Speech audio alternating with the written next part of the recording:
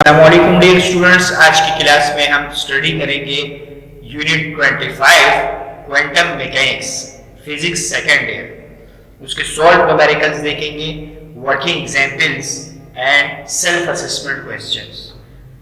इस चैप्टर के तमाम numericals, self assessment questions and working example इस वीडियो में आप देखेंगे।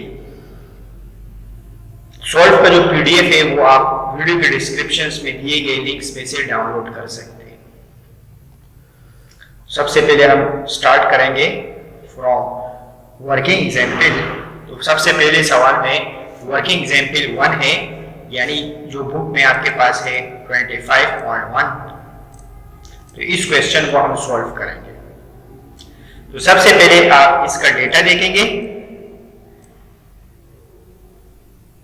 अब डेटा में आप देखें, सबसे पहले आपको गिवन है एनर्जी फ्लक्स इन सनलाइट, आपको दी गई है वॉट पर मीटर स्क्वायर में, और आपको पता होना चाहिए कि वॉट पर मीटर स्क्वायर जो है वो इंटेंसिटी की यूनिट है।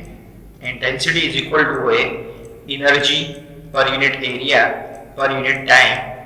एनर्जी की यूनिट है जूल, एरिया की यूनिट है मीटर स्क्वायर और टाइम की यूनिट है सेकेंड। जूल पर सेकंड जो है ये वॉट के इक्वल है। आपके पास ये जूल पर सेकंड वॉट के इक्वल हो जाएगा, जबकि एरिया जो है ये आपके पास इक्वल टू है मीटर स्क्वायर के। Okay, so now moves toward the, अब हम सॉल्व की तरफ बढ़ रहे हैं। तो इस क्वेश्चन में क्योंकि आपको इंटेंसिटी दी गई है, हम इसको एनर्जी भी लिख सकते हैं। एनर्जी इज इक्वल टू, ये वॉट जो है पावर की यूनिट है और एरिया की यूनिट है मीटर स्क्वायर, यानी इंटेंसिटी ऑफ रेडिएशन E, आप I से भी डिनोट कर सकते हैं। इंटेंसिटी ऑफ रेडिएशन यानी पावर अपॉन एरिया, ये आपको दिया गया है 1.02 exponent 3। Okay, so it is the intensity of radiation, not energy. ये आपके पास इंटेंसिटी ऑफ रेडिएशन है जो इक्वल टू है in watt per metre square में। ओके, और सेकंड आपको कहा गया है the black sheet of paper faces the sun, what is the equilibrium temperature of the paper. आपको इक्विलिब्रियम टेंपरेचर फाइंड करना है, यानी आपको टेंपरेचर की वैल्यू फाइंड करनी है। assuming that the bottom of the paper is insulated, यानी जो बॉटम है वो इंसुलेटेड है, so that only heat is lost is by black body radiation from the top surface। यानी ये assumption इसलिए ली गई है ताकि आपको बताया जाए कि ये ब्लैक बॉडी रेडिएशन को फॉलो कर रहा है। अच्छा, जब भी हमें इंटेंसिटी और टेम्परेचर के दरमियान रिलेशनशिप जो है ये स्टीफन बोल्ट्जमैन ने हमें बताया था, तो इसलिए यहाँ एक कांस्टेंट यूज होगा जिसका नाम है स्टीफन बोल्ट्जमैन कांस्टेंट। तो अगर पेपर में इस तरह का सवाल आएगा तो आपको ये कांस्टेंट मिलेगा। इस कांस्टेंट का नाम है Stefan Boltzmann constant. Okay, black body में डिफरेंट साइंटिस्ट ने अपने लॉज दिए थे, Rayleigh Jeans law, Wien's displacement law and Stefan Boltzmann law. तो यहाँ पे हम इसको सॉल्व करने के लिए, क्योंकि यहाँ इंटेंसिटी और टेम्परेचर दिए गए हैं, तो इसको सॉल्व करने के लिए हमारे पास है स्टीफन बोल्ट्जमैन लॉ। तो हम इसको सॉल्व करेंगे, हम यहाँ यूज करेंगे स्टीफन बोल्ट्जमैन की इक्वेशन। तो स्टीफन बोल्ट्जमैन की जो इक्वेशन, इंटेंसिटी ऑफ रेडिएशन की वैल्यू आपके पास है 1.02 एक्सपोनेंट 3।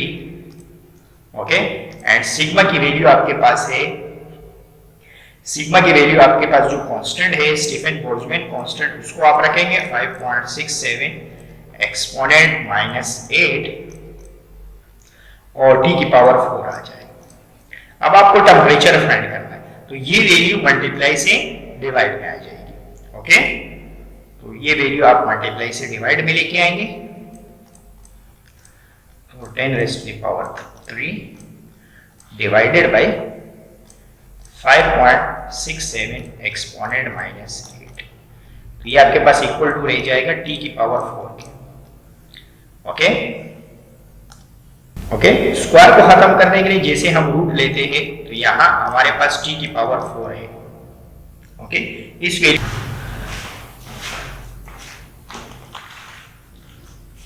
क्योंकि हमारे पास गिवन क्वेश्चन में t की पावर 4 है, अगर आप क्वेश्चन को देखें तो आपके पास है t की पावर 4। जब हम स्क्वायर को खत्म करते हैं तो स्क्वायर को खत्म करने के लिए हम 1/2 पावर लेते हैं। 1/2 पावर मींस यानी स्क्वायर को खत्म करने के लिए हम 1/2 लेते हैं, तो क्योंकि यहाँ t की पावर 4 है तो t की पावर 4 को खत्म करने के लिए हम यहाँ पे पावर लेंगे 1/4, क्योंकि यहाँ t की पावर 4 है तो इसके लिए इसको खत्म करने के लिए हम 1/4 ऑन बोथ साइड लेंगे। जब हमारे पास स्क्वायर होता है तो हम स्क्वायर रूट लेते हैं, और स्क्वायर रूट का जो मतलब है वो आपके पास है 1/2, लेकिन क्योंकि यहाँ t की पावर 4 है तो इसको कैंसिल करने के लिए हम लेंगे, हम t की पावर 1/4 ऑन बोथ साइड लेंगे। ओके, ये 4 से 4 कैंसिल आउट हो जाएगा, और जबकि राइट हैंड साइड में ये जो पूरी वैल्यू है इसको आप कैलकुलेटर से सॉल्व करेंगे। तो आप देखिए कैलकुलेटर में मैंने इसको रखा है, और जैसे ये न्यूमरेटर है और ये डिनोमिनेटर है, और पावर में मैंने रखना है 1/4, 1/4।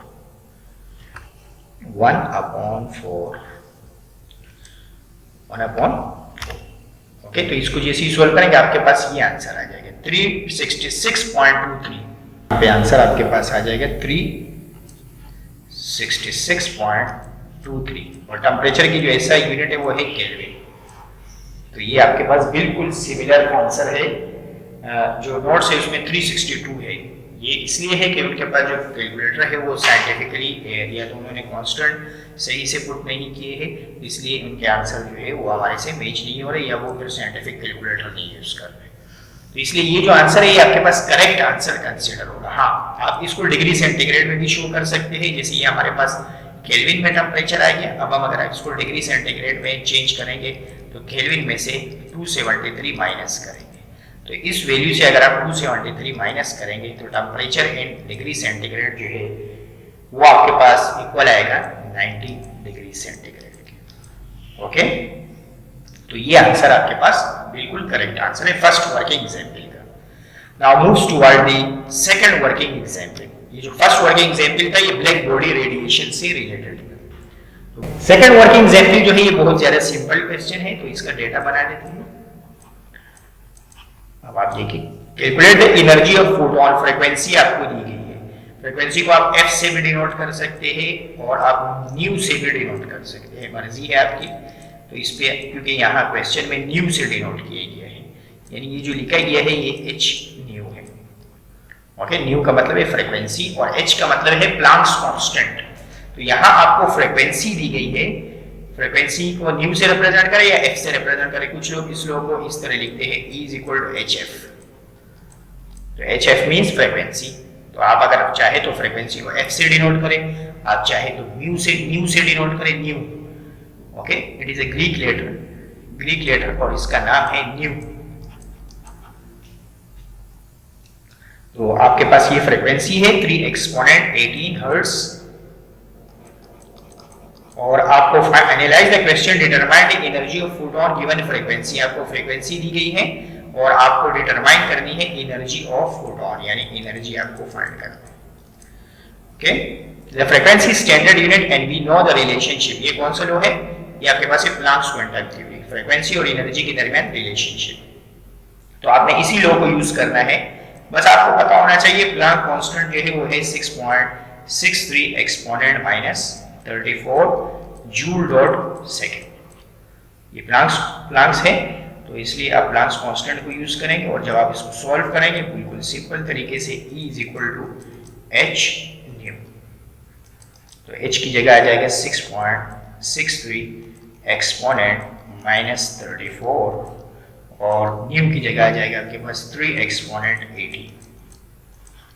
ओके, तो अब जब इसको कैलकुलेटर से सॉल्व करेंगे तो आंसर आपके पास जूल में आएगा। आप चाहे तो आप इसको इलेक्ट्रॉन वोल्ट में भी कन्वर्ट कर सकते हैं। ओके, ये आंसर आपके पास आएगा 2 एक्सपोनेंट 15। जब आप इसको सॉल्व करेंगे 2 एक्सपोनेंट -15 आंसर आएगा।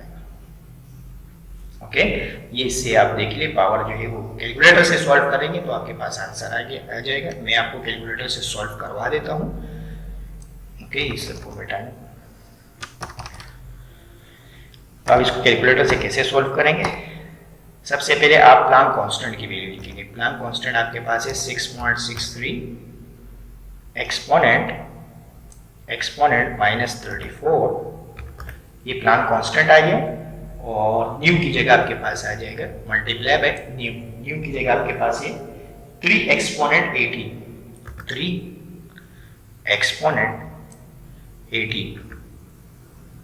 ओके, तो ये इसी के साथ ये आप देखिए डिनोमिनेटर में ये आपके पास आंसर आ गया, which is equal to 1.989 exponent -15। ये जो 9 है ये आपके पास राउंड, ये जो 9 है ये आप राउंड कर लेंगे तो आपके पास ये 2 बन जाएगा।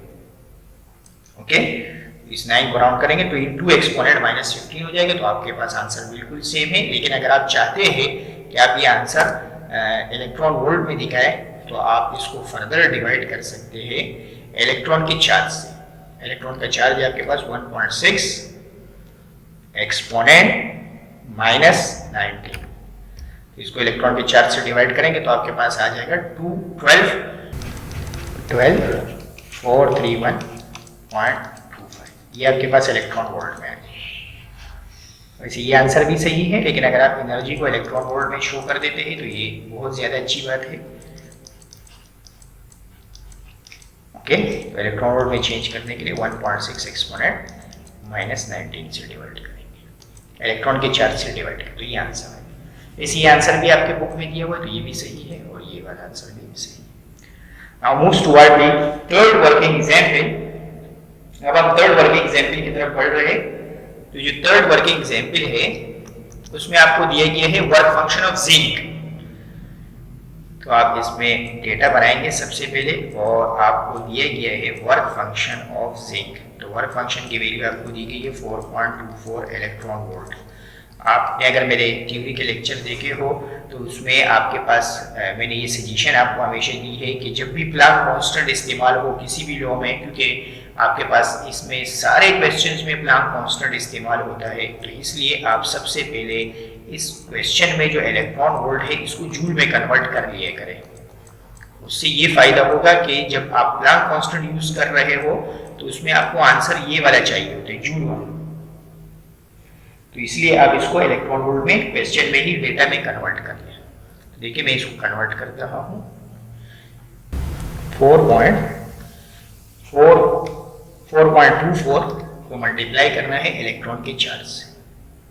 तो 4.24 को मल्टीप्लाई करेंगे 6.784 एक्सपोनेंट -19। 6.784 एक्सपोनेंट -19। ये आपके पास आ गया जूल में। ओके, वर्क फंक्शन दिए कि what is the threshold frequency of ejection electron. Threshold frequency मालूम करनी, न्यू नॉट, थ्रेशोल्ड में नॉट लगता है और ये वर्क फंक्शन है। वर्क फंक्शन जो है ये हमारे पास डिनोट होता है 5 नॉट से, और जो थ्रेशोल्ड फ्रीक्वेंसी ये डिनोट होती है न्यू नॉट से। ओके, अब इसको सॉल्व करने के लिए आप बिल्कुल सिंपल सा वर्क फंक्शन का फॉर्मूला लगाएंगे h म्यू नॉट। तो वर्क फंक्शन की वैल्यू आपके पास है 6.784 एक्सपोनेंट -19। प्लांक कांस्टेंट की वैल्यू है 6.63 एक्सपोनेंट -34 जूल डॉट सेकेंड, और थ्रेशोल्ड फ्रीक्वेंसी आपको फाइंड करनी है। तो ये पूरी वैल्यू मल्टीप्लाई से डिवाइड में आ जाएगी। ओके, इस पूरी वैल्यू से जब आप इसको डिवाइड कर देंगे तो आपके पास आंसर आ जाएगा। ओके, ये जो सॉल्व करवा रहा हूं इसका पीडीएफ आप वीडियो के डिस्क्रिप्शन में दिए गए लिंक में से डाउनलोड कर सकते हैं। कंप्लीट पीडीएफ होगा, सारे क्वेश्चन सॉल्व होंगे।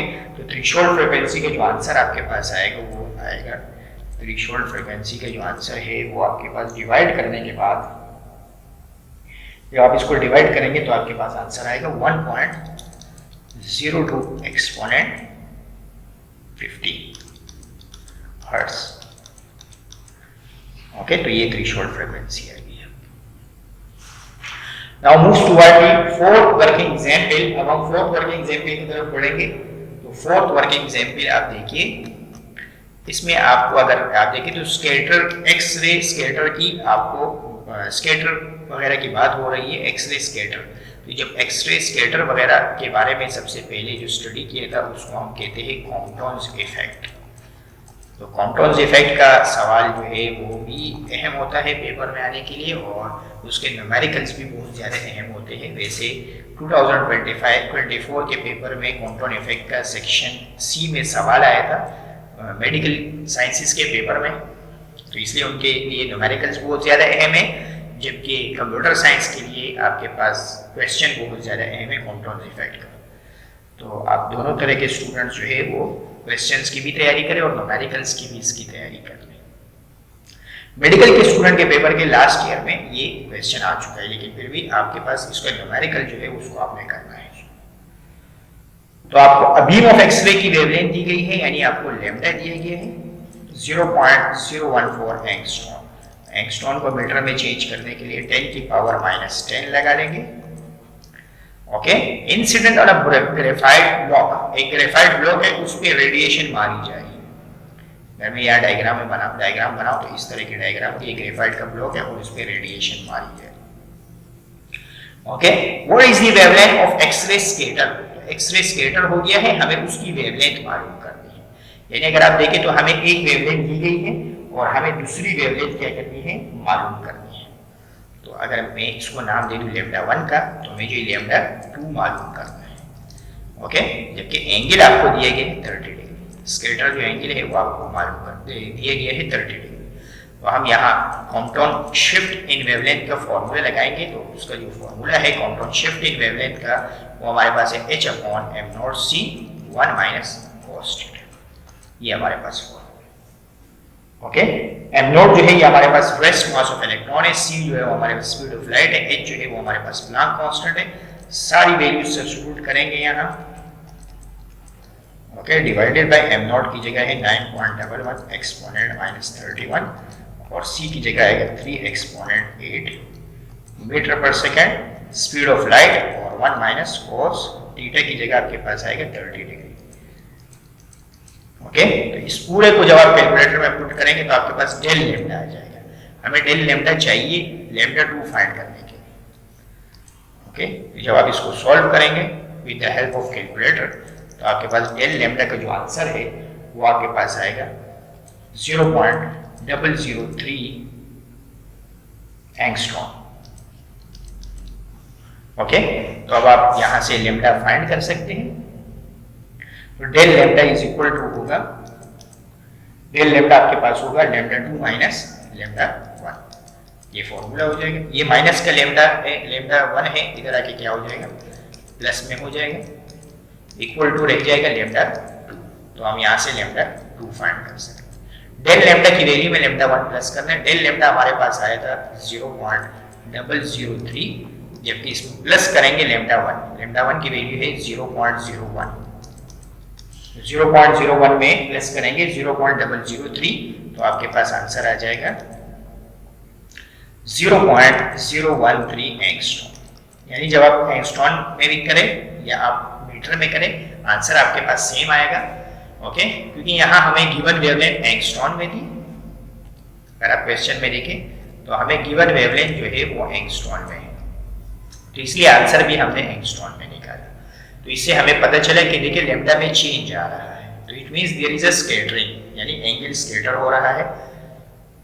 तो ये कॉम्प्टोन इफेक्ट की एप्लीकेशन है। ओके, इसी के साथ आपके जो वर्किंग एग्जाम्पल है वो इख्तिताम को पहुंचे। जो बुक में है वो टोटल 4 वर्किंग एग्जाम्पल है इस चैप्टर के। अब हम बढ़ेंगे सेल्फ असेसमेंट क्वेश्चन की तरफ, और सेल्फ असेसमेंट क्वेश्चन के बाद हम सॉल्व करेंगे। सेल्फ असेसमेंट के बाद हम टेक्स्ट बुक के न्यूमेरिकल्स भी सॉल्व करेंगे। तो सेल्फ असेसमेंट में आपके पास ये फर्स्ट क्वेश्चन है, इसमें आपको माइक्रोवेव्स का जिक्र किया गया है और आपको एनर्जी दी गई है माइक्रोवेव्स की। तो और डेटा में आपने एनर्जी को नोट करना है। एनर्जी की वैल्यू आपको दी है 1.05 एक्सपोनेंट -5 इलेक्ट्रॉन वोल्ट। अगेन मैं आपको कह देता हूँ, क्योंकि जब हम सॉल्व करते हैं एनर्जी के वैल्यूज को, तो हमें वैल्यू चाहिए होती है जूल में, क्योंकि प्लैंक कांस्टेंट में जूल है, तो इसलिए हम डेटा में ही इसको जूल में कन्वर्ट करेंगे। तो जूल में कन्वर्ट करने के लिए हम इलेक्ट्रॉन के चार्ज से इसको मल्टीप्लाई कर देंगे, यानी 1.6 एक्सपोनेंट -19 से मल्टीप्लाई करने के बाद ये सवाल इलेक्ट्रॉन वोल्ट से जूल में कन्वर्ट हो जाएगा। तो अब आप देखिए, इसको हम मल्टीप्लाई करेंगे तो हमारे पास आंसर जूल में आएगा, और प्लांक कांस्टेंट की वैल्यू है 6.63 exponent -34 joule dot second. Okay, तो एनर्जी के आंसर को हम निकाल लेते हैं with the help of calculator. 1.05 exponent -5।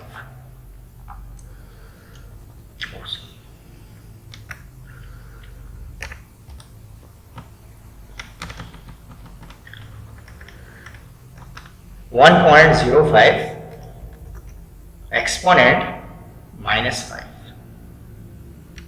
Exponent -5। तो ये आंसर हमारे पास आ रहा है 1.68 एक्सपोनेंट -24, 1.68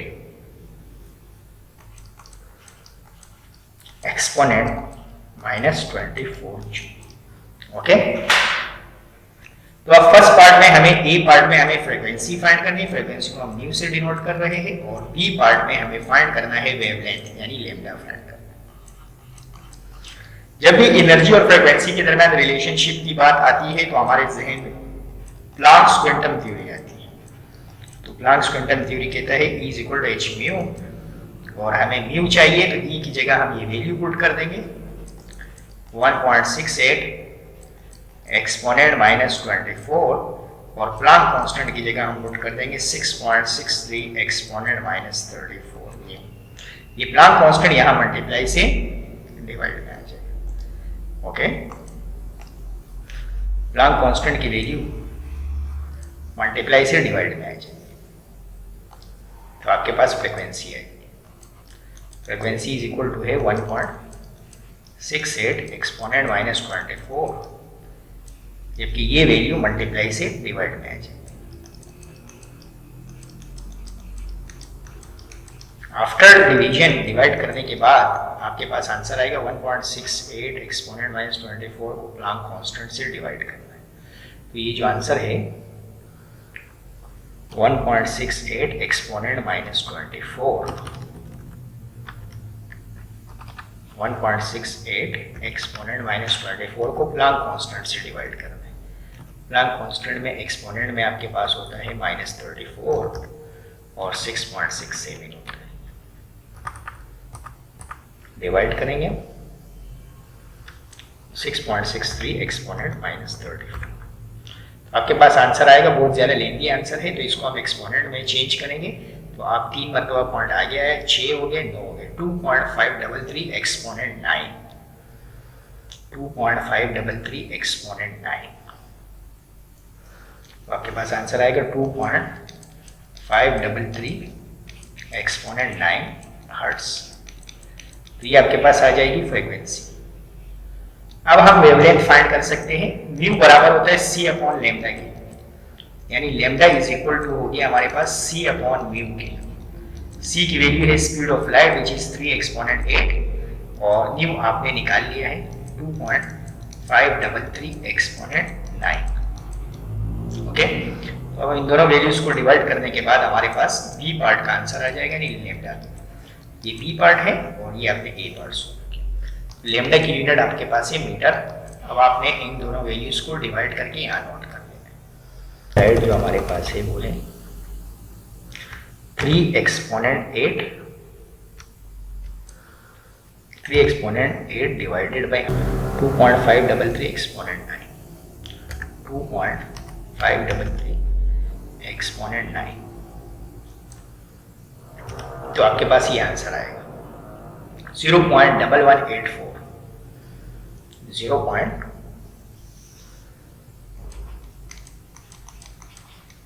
तो ये आपके पास वेवलेंथ है।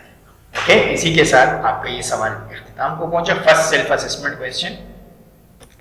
Now moves toward the second self assessment question. इसमें आपको जो न्यूमेरिकल टाइप सेल्फ असेसमेंट है मैं सिर्फ वो ही करवा रहा हूँ, बाकी के लिए आप नोट्स पीडीएफ अगर आपको चाहिए तो वीडियो के डिस्क्रिप्शंस में आप मांग लें तो वो आपको पीडीएफ में नोट्स भी प्रोवाइड हो जाएंगे। उसमें सारे self assessment question including working example सारे इसमें सॉल्व है, तो वो वीडियो के डिस्क्रिप्शन से आप मांग सकते हैं। इसके अलावा दिए गए नंबर्स पर भी रब्ता कर सकते हैं जो वीडियो के डिस्क्रिप्शन में दिए गए हैं। तो थ्रेशोल्ड फ्रीक्वेंसी मालूम करनी है। और आपको यहाँ दिए गए है photo electron from surface of gold. तो जब आपको थ्रेशोल्ड फ्रीक्वेंसी मालूम करनी होती है, आपको वर्क फंक्शन गिवन होता है। इस क्वेश्चन में आपके पास वर्क फंक्शन गिवन नहीं है, तो पेपर में आपको वर्क फंक्शन गिवन मिलेगा, जैसे गोल्ड का वर्क फंक्शन आपको मिलेगा। ओके, मैं इसको गूगल पे आपको दिखा देता हूँ। Work function of gold, work function of gold.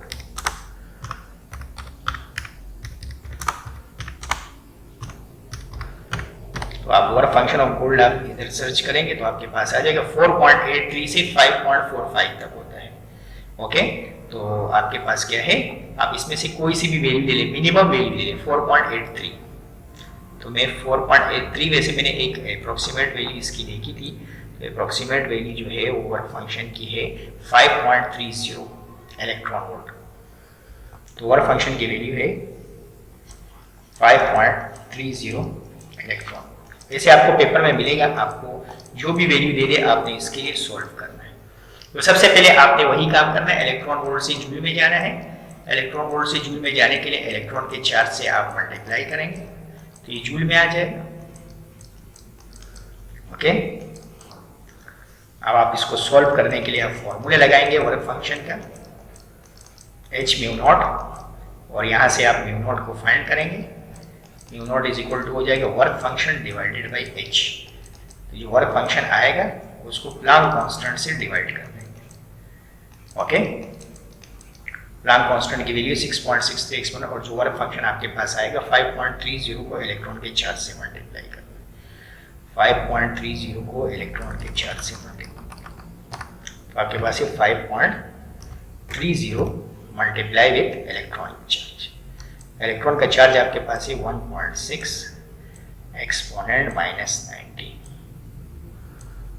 इसको मल्टीप्लाई करने के बाद आपके पास आंसर आएगा 8.48 एक्सपोनेंट -90। 8.48 एक्सपोनेंट -90। इन दोनों को मल्टीप्लाई करने के बाद ये आंसर आएगा। अब इसी वर्क फंक्शन को हम यहाँ सब्स्टिट्यूट कर लेंगे और इसको प्लांक कांस्टेंट से डिवाइड कर देंगे। जो आंसर है उसको हम प्लांक कांस्टेंट से डिवाइड कर देंगे। 8.48 एक्सपोनेंट -19 को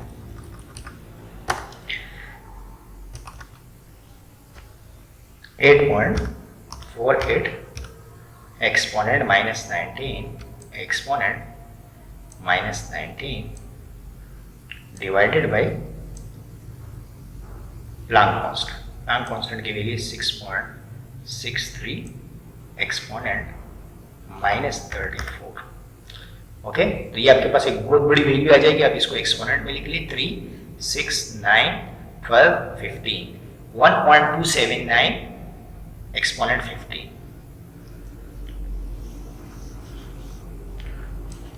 1.279 एक्सपोनेंट 15। और कैलकुलेटर में आप ENG के बटन को प्रेस कर सकते हैं। जैसे देखते हैं कि इसमें, हाँ, ये ENG के बटन को आप प्रेस करेंगे तो ये आपको एक्सपोनेंट में दिखा देगा, में लिखा जाएगा। अभी मैंने इसको डायरेक्टली सॉल्व किया है। इस तरह के 3 पॉइंट्स दिए गए हैं, 3, 6, 9, 12 एंड 15। तो 1.279 एक्सपोनेंट 15 हर्ट्ज। फ्रीक्वेंसी की यूनिट आपके पास है हर्ट्ज। ओके, तो इसके साथ ही सेकंड सेल्फ असेसमेंट क्वेश्चन भी आपके पास इख्तिताम को पहुंचा। अब हम बढ़ते हैं थर्ड सेल्फ असेसमेंट क्वेश्चन की तरफ। थर्ड सेल्फ असेसमेंट क्वेश्चन में अगर हम डेटा बनाएं तो हमें दिया गया है डी ब्रोगली वेवलेंथ। हमें डी ब्रोगली वेवलेंथ फाइंड करना है, और जबकि हमें स्पीड दिया गया है, यानी हमें v की वैल्यू दी गई है एक्सपोनेंट 8। जब भी इस तरह के एक्सपोनेंट 7 इस तरह वैल्यू दे दे तो आप उसके साथ 1 लगाया करें। अगर आपने फर्स्ट ईयर की क्लासेस मेरी ली है तो आप लाजमी इसके साथ 1 लगाएंगे, क्योंकि साइंटिफिक कैलकुलेटर से जब आप इसको पुट करते हैं तो वो आपके पास एरर्स आ रहा होता है कुछ कैलकुलेटर्स में, कुछ कैलकुलेटर में नहीं आता है। तो जब भी इस तरह के सामने कोफिशिएंट्स नहीं दे तो आप उसके साथ 1 लगा लिया करें। स्टेट वेदर और not these electron be diffracted by solid material। आपको एटॉमिक स्पेसिंग दी गई है। एटॉमिक स्पेसिंग को हम डिनोट करते हैं, एटॉमिक स्पेसिंग को मैं डेल x से डिनोट कर देता हूं। तो आपको बोला गया है कि क्या ये डाइफ्रैक्ट होगा या नहीं। तो एटॉमिक स्पेसिंग आपको दी गई है एक्सपोनेंट -10 मीटर में। तो आपको डायफ्रैक्शन का प्रोसेस पता होना चाहिए। डायफ्रैक्शन का मतलब है bending of light around an obstacle. For example ये ग्रीन वाली लाइट है, ये लाइट के वेव फ्रंट से, तो ये डायफ्रैक्ट कब होंगे? जब ये ऑब्स्टिकल की जो लेंथ है उससे ज्यादा होंगे, तो फिर ये जाके बेंड हो जाएंगे, डायफ्रैक्ट हो जाएंगे, बेंड होके गुजर जाएंगे। इस प्रोसेस का नाम होता है डायफ्रैक्शन। तो आपको सवाल में कहा गया है कि क्या डायफ्रैक्शन होगी या नहीं होगी, तो हमें ऑब्स्टिकल की जो लेंथ है वो हमें दी गई है एक्सपोनेंट -10। अब हम देखेंगे कि अगर वेवलेंथ इससे ज्यादा आ रही है ऑब्स्टिकल की लेंथ से, तो ये डायफ्रैक्ट होंगे, अगर कम आ रही होगी तो ये डायफ्रैक्ट नहीं होंगे। तो वेवलेंथ ज्यादा होनी चाहिए। ये हमारे पास वेवलेंथ है और ये हमारे पास है डेल एक्स। तो वेवलेंथ की वैल्यू ज्यादा आनी चाहिए। डेल एक्स हमें दिया हुआ है एक्सपोनेंट -10, यानी हमारे पास लैम्डा की वैल्यू ज्यादा आनी चाहिए। ज्यादा आने का मतलब है एक्सपोनेंट -9 आ जाए। -9 जो है वो -10 से ज्यादा है, -8 जो है वो -10 से ज्यादा है।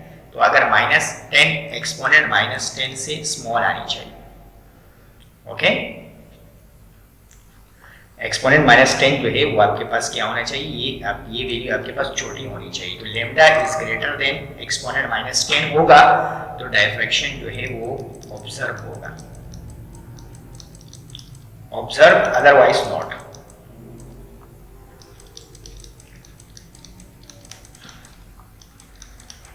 ओके, ये मैंने कमेंट लिख दिया। तो अगर आपके पास वेवलेंथ ज्यादा आ जाती है एक्सपोनेंट -10 मीटर से, तो डायफ्रैक्शन ऑब्जर्व होगा, अदरवाइज ऑब्जर्व नहीं होगा। बहुत सिंपल सा सवाल है, अब हम इसको सॉल्व कर लेते हैं। अच्छा, आपको यहाँ इलेक्ट्रॉन की बात कर रहा है, तो इसलिए आप मास ऑफ इलेक्ट्रॉन लेंगे। मास ऑफ इलेक्ट्रॉन की वैल्यू लेंगे 9.11 एक्सपोनेंट -31 किलोग्राम, और प्लांक कांस्टेंट H जो है वो भी लेना पड़ेगा आपको 6.63 एक्सपोनेंट -34 जूल डॉट सेकेंड। अब आप इसको सॉल्व करेंगे। सॉल्व करने के लिए आप इसमें डी ब्रोगली वेवलेंथ का फॉर्मूला लगाएंगे। तो डी ब्रोगली वेवलेंथ का जो फॉर्मूला है वो है H/mv। तो H की वैल्यू आपके पास है 6.63 एक्सपोनेंट -34, मास की वैल्यू है 9.11, rest mass of electron 9.11 exponent, और जबकि V की वैल्यू आपको दी गई है क्वेश्चन में 1 एक्सपोनेंट 7। तो अब इस पूरी वैल्यूज को हमें सॉल्व करना है और देखना है कि क्या आंसर आ रहा है मीटर में। ओके, तो H divided bye mv, H divided bye mv।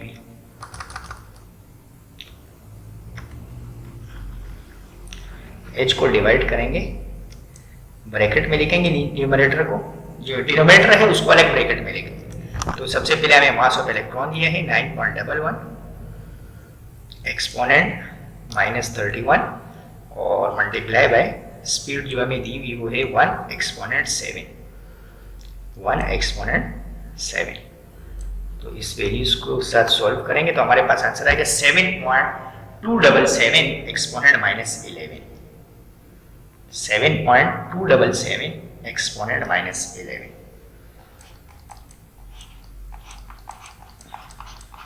अब आप देखें ये -11 में आ गया, -11 ज्यादा छोटा है। तो आप देखें इस तरह का ऑब्जर्व हो रहा है। यहाँ मैं आपको डायग्राम बना के दे देता हूँ। यहाँ आपको इस तरह की डायग्राम आपको बना, यानी ऑब्स्टिकल इतना बड़ा है और जो वेवलेंथ है वो इतनी है।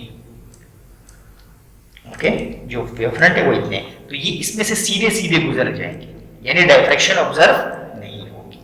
क्योंकि डायफ्रैक्शन ऑब्जर्व होने के लिए इसको आपके पास क्या होना चाहिए, ज्यादा होना चाहिए ऑब्स्टिकल की लेंथ से। ऑब्स्टिकल की लेंथ -10 है, जबकि ये उससे भी छोटा आ गया है -11, -10 से और छोटा है। तो यहाँ कमेंट में आ जाएगा कि diffraction not observe.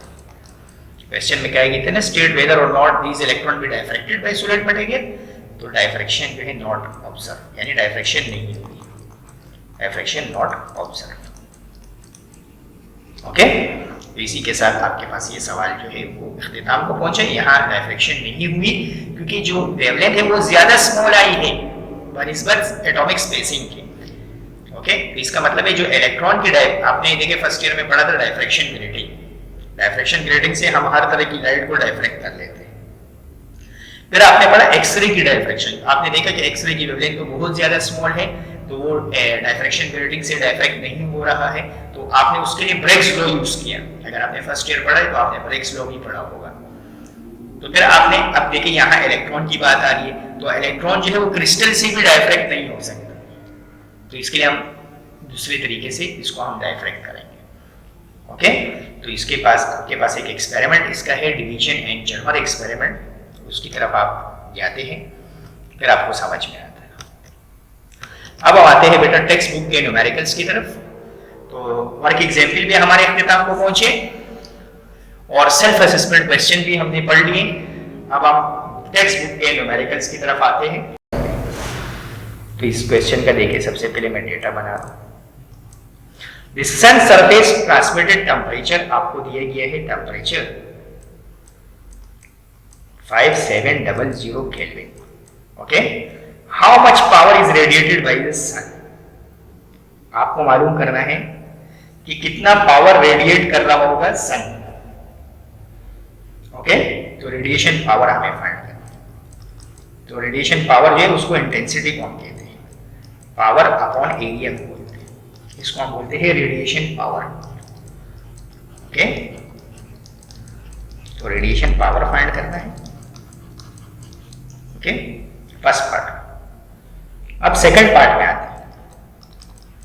Second part में आपको दिया given that the distance of earth about 200 sun radian, यानी डिस्टेंस जो आपको दिया हुआ है, आर की वैल्यू दी हुई है, वो आपके पास दी हुई है 200 times the sun radian RS, यानी अर्थ का जो डिस्टेंस है वो 200 टाइम्स है सन रेडियन की।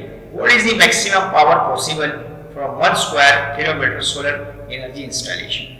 बोले 1 किलोवाट, हम क्या कर रहे हैं 1 स्क्वायर किलोमीटर से डिनोट करते हैं, आई या फिर ई भी बोलते हैं। ओके, इंटेंसिटी, तो वो हमें फाइंड करना है। ये जो इंटेंसिटी, ये पावर रेडिएटेड जो है उसको आप कह सकते हैं कि ये रेडिएशन पावर है। ओके, सो ये आपके पास क्या है, रेडिएशन पावर। अब सेकंड पार्ट पे आप अगर आए तो सेकंड पार्ट में आपके पास है given that the distance of earth is about 200 sun radian, यानी अर्थ का जो डिस्टेंस है वो आपके पास दिया हुआ है 200 टाइम्स आर एस के। Okay, 200 times R S. Okay, और आपको फाइंड करना है what is the maximum power, हमें मालूम करना है maximum power. Maximum power find करना है, जब हम इतने स्क्वायर किलोमीटर का सोलर इंस्टॉलेशन करेंगे उसमें कितना मैक्सिमम पावर होगा वो हमें फाइंड करना है। ओके, एरिया आपके पास है 1 किलोमीटर स्क्वायर, ये किलोमीटर जो स्क्वायर है ये दरअसल आपको एरिया दिया गया है, तो एरिया आपको दिया गया है 1 किलोमीटर स्क्वायर। ओके, किलोमीटर से मीटर में जाने के लिए 1000 से मल्टीप्लाई करते हैं तो 10 की पावर 3 आ जाता है, और यहाँ क्योंकि स्क्वायर लगा हुआ है तो इसलिए 10 की पावर 6 आएगा। ओके, यहाँ मैं समझा देता हूँ। किलो का मतलब है 1000 और 1000 का मतलब है एक्सपोनेंट 3। जब हम इसके ऊपर किलो, ये किलोमीटर है, ओके, इतने मीटर के बराबर, जब हम किलोमीटर पे स्क्वायर लगा देंगे तो यहाँ 10 की पावर 3 के ऊपर स्क्वायर आ जाएगा, इसके ऊपर स्क्वायर आ जाएगा। तो स्क्वायर आने का मतलब है ये हो जाएगा 10 की पावर 6 मीटर स्क्वायर। ओके, तो ये आपको एरिया दी गई है। थर्ड पार्ट में आपको बोल रहे हैं what is the wavelength of maximum intensity of solar system, हमें वेवलेंथ फाइंड करना है। थर्ड पार्ट में हमें वेवलेंथ फाइंड करना है, तो थर्ड पार्ट में हमें मालूम करना है maximum wavelength of maximum intensity, तो लैम्डा मैक्स मालूम करना। ओके, तो ये 3 पार्ट है इस क्वेश्चन में। सबसे पहले पार्ट की तरफ जाते हैं, तो पहले पार्ट में हम स्टीफन बोल्ट्जमैन लॉ लगाएंगे। ओके, मैं फर्स्ट पार्ट को इधर ही सोल्व करवा दूं। तो फर्स्ट पार्ट के सॉल्यूशन में हमें फाइंड करना है द रेडिएशन पावर। तो रेडिएशन पावर के लिए हम यहाँ फॉर्मूला लगाएंगे स्टीफन बोल्ट्जमैन लॉ, सिग्मा ए T4। ये स्टीफन बोल्ट्जमैन लॉ है। तो इंटेंसिटी के लिए आपके पास होता है पावर अपॉन एरिया, इसको हम इंटेंसिटी या रेडिएशन पावर कहते हैं। तो ये एरिया यहाँ मल्टीप्लाई से डिवाइड में आ गया, तो ये इक्वल हो गया सिग्मा T4। ये फर्स्ट पार्ट हम सॉल्व कर रहे हैं। सिग्मा बोल्ट्जमैन कांस्टेंट है, इसको हम रेडिएशन पावर कहते हैं।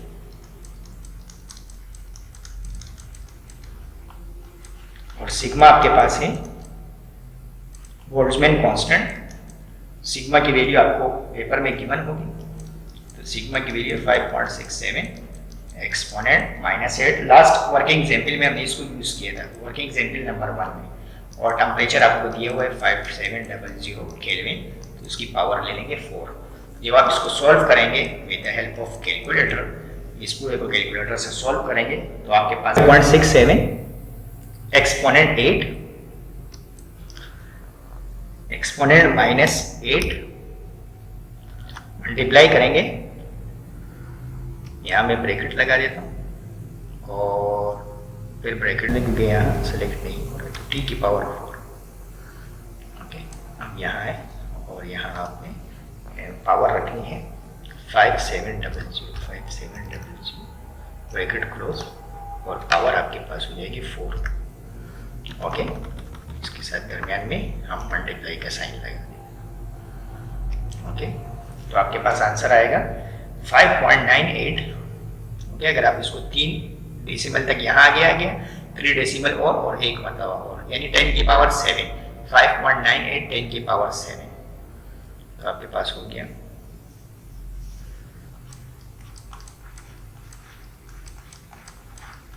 और इसकी पावर की यूनिट है वॉट और एरिया की यूनिट है मीटर स्क्वायर, तो वॉट पर मीटर स्क्वायर यानी इंटेंसिटी आपके पास है। Okay, now moves toward the second part. Second part में आपको फाइंड करना है मैक्सिमम पावर।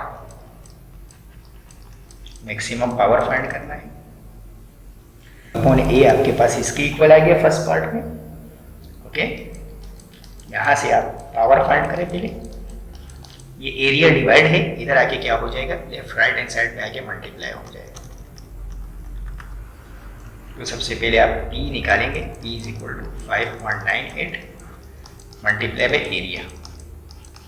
यहाँ जो एरिया हम यूज करेंगे, एरिया की वैल्यू हमारे पास है 4πr², क्योंकि हम स्फीयर ले रहे हैं। स्फीयर का जो एरिया होते हैं वो होते हैं 4πr²। अब यहाँ हम किसका अर्थ लेंगे, यहाँ हम रेडियस लेंगे सन का। मैक्सिमम पावर के लिए हम अर्थ को यूज करेंगे। अर्थ का जब हम मालूम करेंगे तो वो हमारे पास मैक्सिमम पावर होगा। पहले हम पावर मालूम कर रहे हैं, क्योंकि ये भी हमारे पास इस्तेमाल होगा। 4π जो कॉन्स्टेंट है 3.142, और रेडियस ऑफ सन का स्क्वायर लेंगे। अच्छा, ये आपको मिलेगा पेपर में, ये वैल्यू आपको मिलेगी। ये कांस्टेंट है रेडियस ऑफ सन, बल्कि ये आपको क्वेश्चन में भी दिए गए हैं। अगर आप क्वेश्चन को देखें तो ये आपको ये कांस्टेंट दिए गए हैं।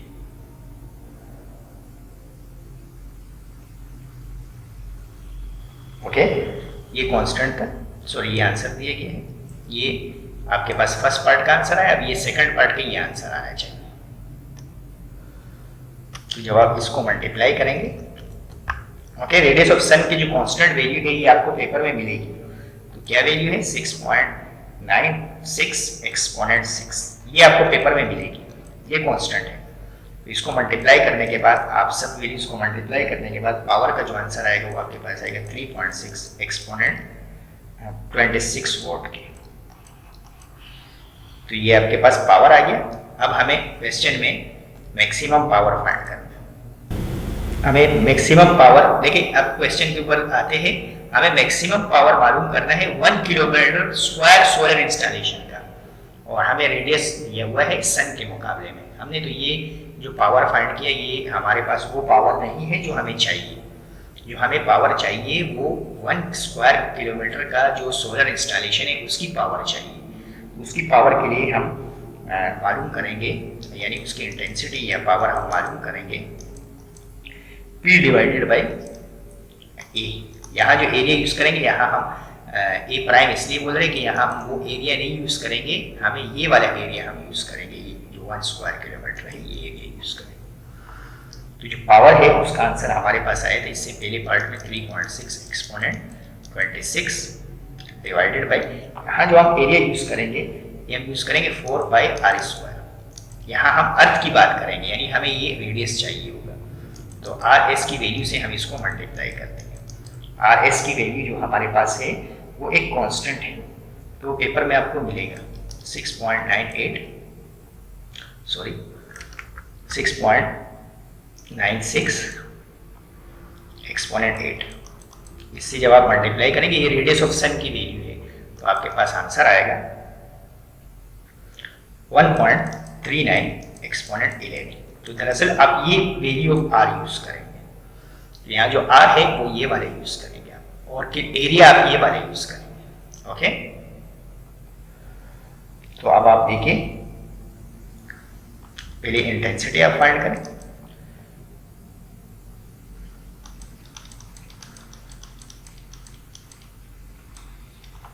और पाई की जगह आ जाएगा 3.142। इस तरह के न्यूमेरिकल जो है वो पेपर में बहुत कम आते हैं, लेकिन क्योंकि ये 20 दफा न्यू बुक है तो कुछ नहीं कह सकते इसके बारे में, लेकिन इतने बड़े लेंथी न्यूमेरिकल शॉर्ट में नहीं आते, कम चांसेस होते कि पेपर में आए।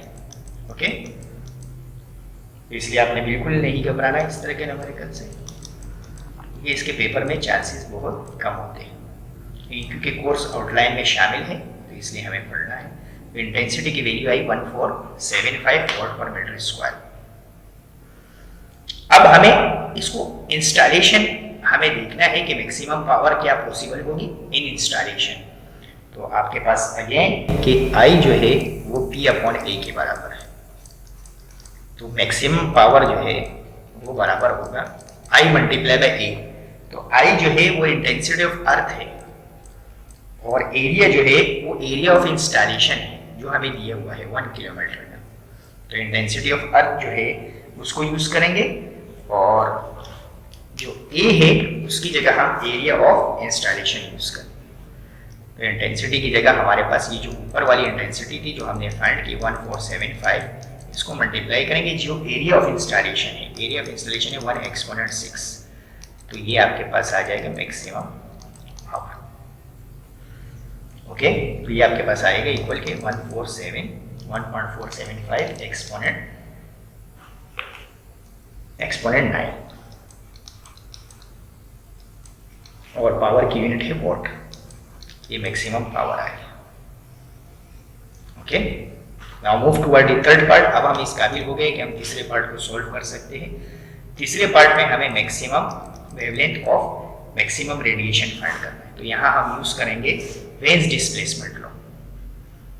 ओके, वेन्स का जो लॉ था वो था, मैं आपको वेन्स का लॉ समझा देता हूँ। Wavelength of maximum radiation is inversely proportional to square root absolute temperature, और यहाँ आपने कांस्टेंट यूज किया था, तो ये कांस्टेंट और ये T डिवाइड से मल्टीप्लाई में आ जाएगा, इक्वल टू होगा कांस्टेंट के K के।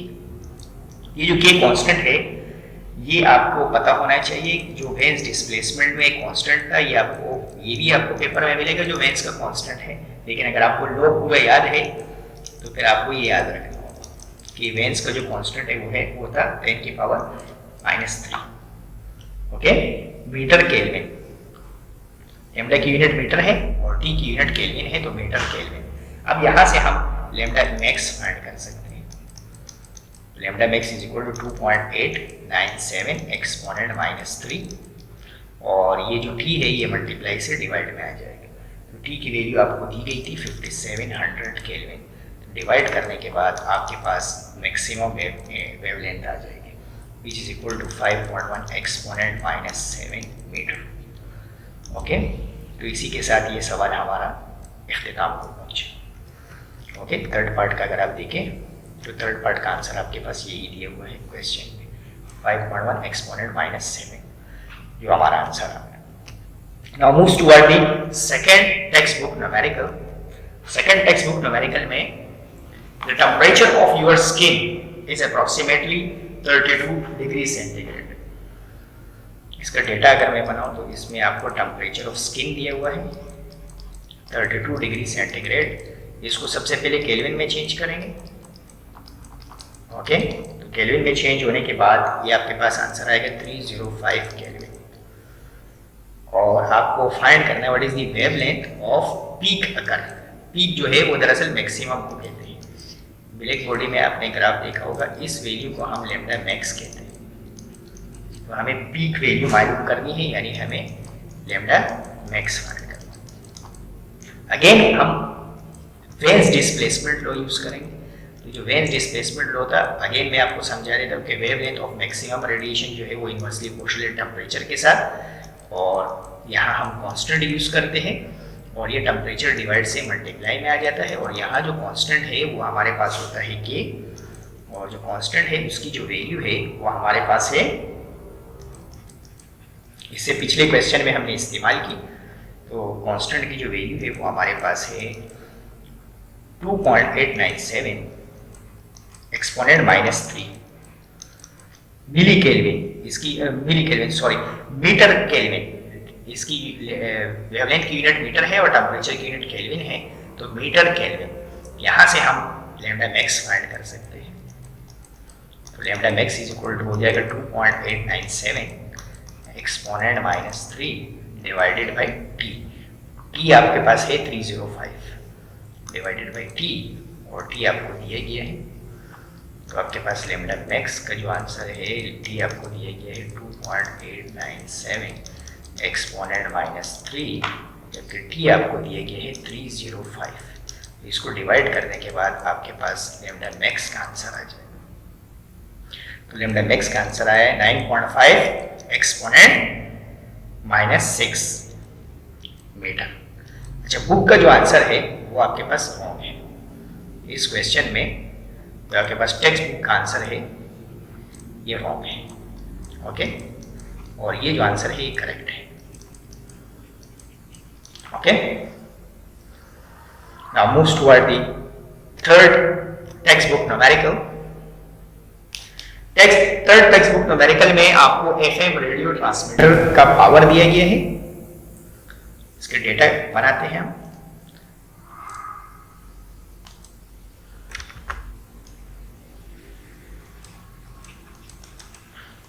थर्ड टेक्स्ट बुक न्यूमेरिकल में आपको एफएम रेडियो ट्रांसमीटर है जिसका पावर आउटपुट आपको दिए गए हैं 100 किलोवाट।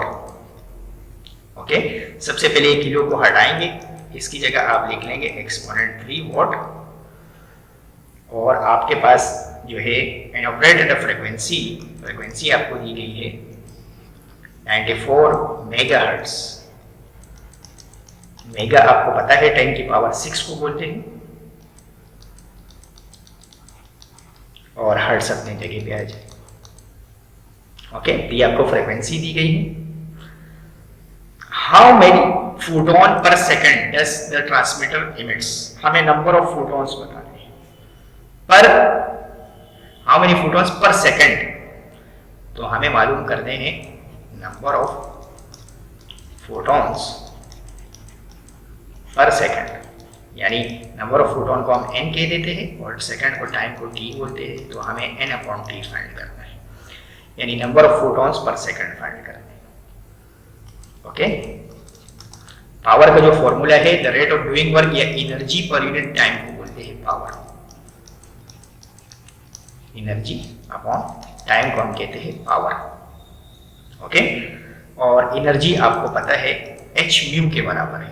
h म्यू, क्योंकि यहाँ फ्रीक्वेंसी अगर आप म्यू कहेंगे तो यहाँ h म्यू हो जाएगा और टाइम आ जाएगा। और आपने डिस्क्रीट ऑर्बिट डिस्क्रिटाइजेशन आपने पढ़ी थी, तो n भी आता है साथ में। जैसे फर्स्ट ऑर्बिट में 1 है, सेकंड ऑर्बिट के लिए 2 है, थर्ड ऑर्बिट के लिए 3 है, फोर्थ ऑर्बिट के लिए 4 है। तो यहाँ एनर्जी डिस्क्रिटाइजेशन यानी n की वैल्यू भी आपको पास होती है। ओके, अब हमें क्वेश्चन में मालूम करना है n/t। तो n/t को हम यहाँ रहने देते हैं और h म्यू यहाँ से मल्टीप्लाई से डिवाइड में आ जाएगा। n/t यहाँ रहेगा। ओके, और h म्यू यहाँ मल्टीप्लाई से डिवाइड में आ जाएगा। तो अब आप इसको सॉल्व करेंगे। यहाँ n/t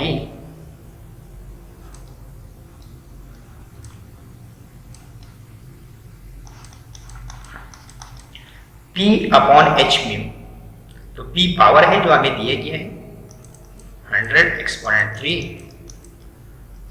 डिवाइडेड बाय h जो है वो प्लांक कांस्टेंट है 6.63 एक्सपोनेंट -34 और न्यू जो है ये हमारे पास फ्रीक्वेंसी है जो हमें दी हुई है 94 एक्सपोनेंट 6।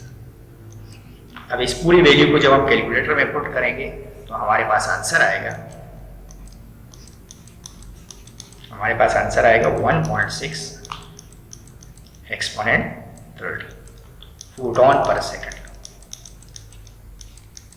ओके, तो इसी के साथ ये आंसर आ जाएगा आपके पास और ये सवाल इख्तिताम को पहुंच जाएगा। मैं इसको कैलकुलेटर से आपको वेरीफाई करके बता देता हूँ।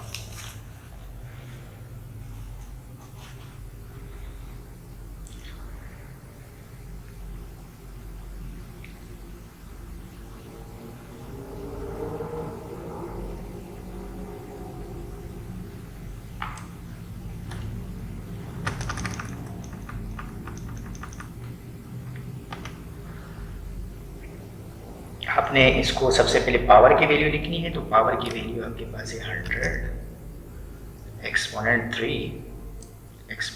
3 डिवाइडेड बाय, अब आप इसको ब्रैकेट में लिखें, प्लांक कांस्टेंट की वैल्यू लिखेंगे 6.63 एक्सपोनेंट -34 मल्टीप्लाई बाय, आपके पास दिया हुआ था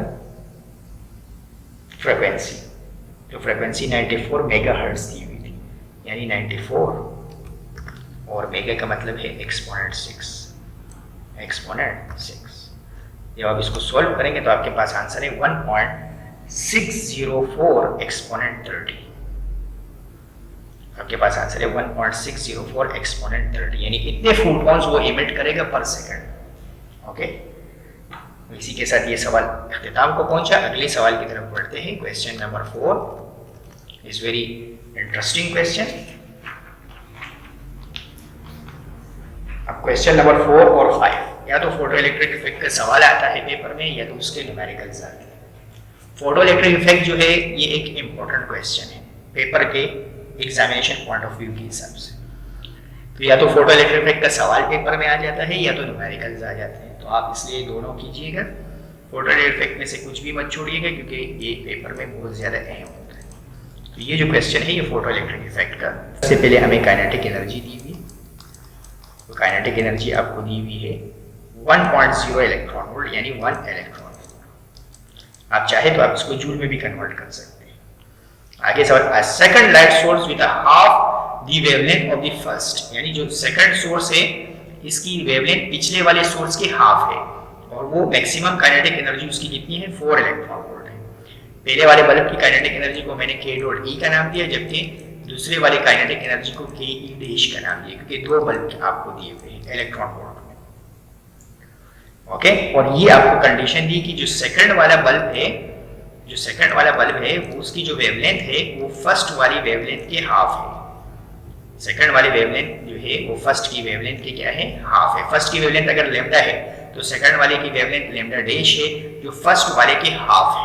ये आपको सवाल में दिया गया। Determine the work function of the metal, हमें वर्क फंक्शन फाइंड करना है। वो थोड़ा सा रीजनिंग टाइप क्वेश्चन है, वैल्यूज कम है और सॉल्व ज्यादा करना है।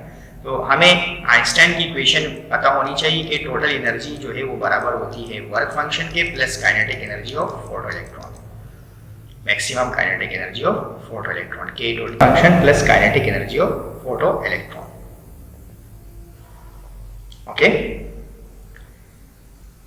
तो हमारे पास जो है ये इक्वेशन हो गया, E बराबर है h न्यू के और ये हो गया work function plus kinetic energy of maximum kinetic energy of photo electron.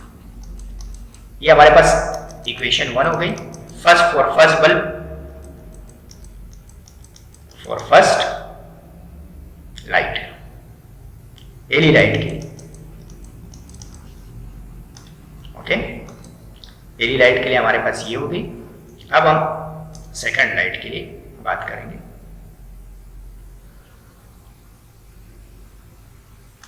Second light में और सेकंड लाइट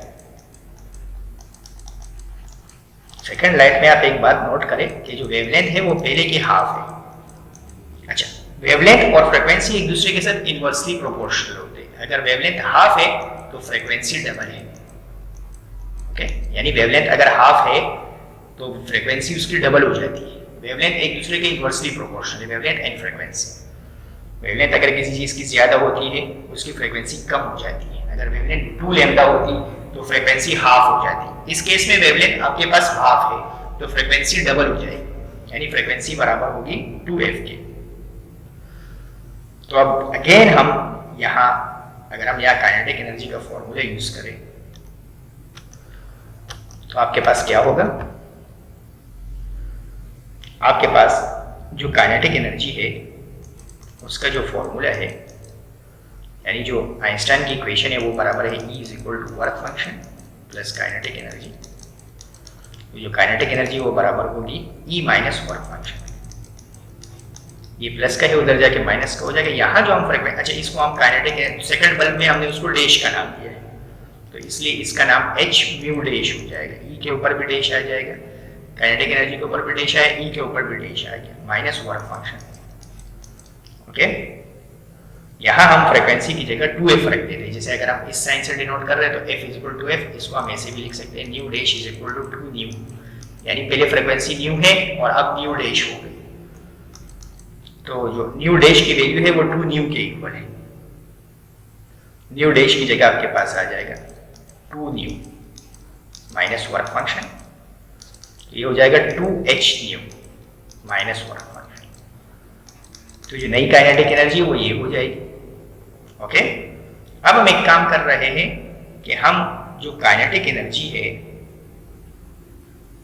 ओके, तो जो काइनेटिक एनर्जी अगर आप फर्स्ट बल्ब में देखें ये जो इक्वेशन 1 है तो h न्यू आपके पास इसकी पूरे के इक्वल है।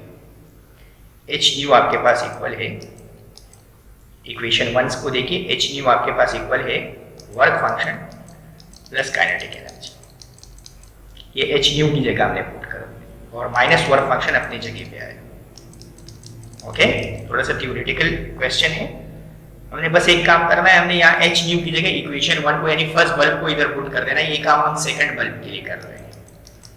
तो काइनेटिक एनर्जी डैश के बाद आप इसको 2 से मल्टीप्लाई कर देंगे तो ये हो जाएगा 2 work function plus twice of kinetic energy minus work function. अब 2 वर्क फंक्शन से एक वर्क फंक्शन हमारे पास क्या हो जाएगा? माइनस हो जाएगा।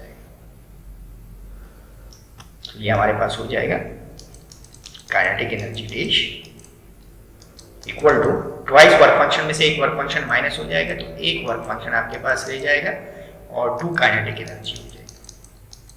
ओके, अब आप वो कंडीशन यूज करें, जो काइनेटिक एनर्जी डैश की वैल्यू है वो आपको क्वेश्चन में दी गई है।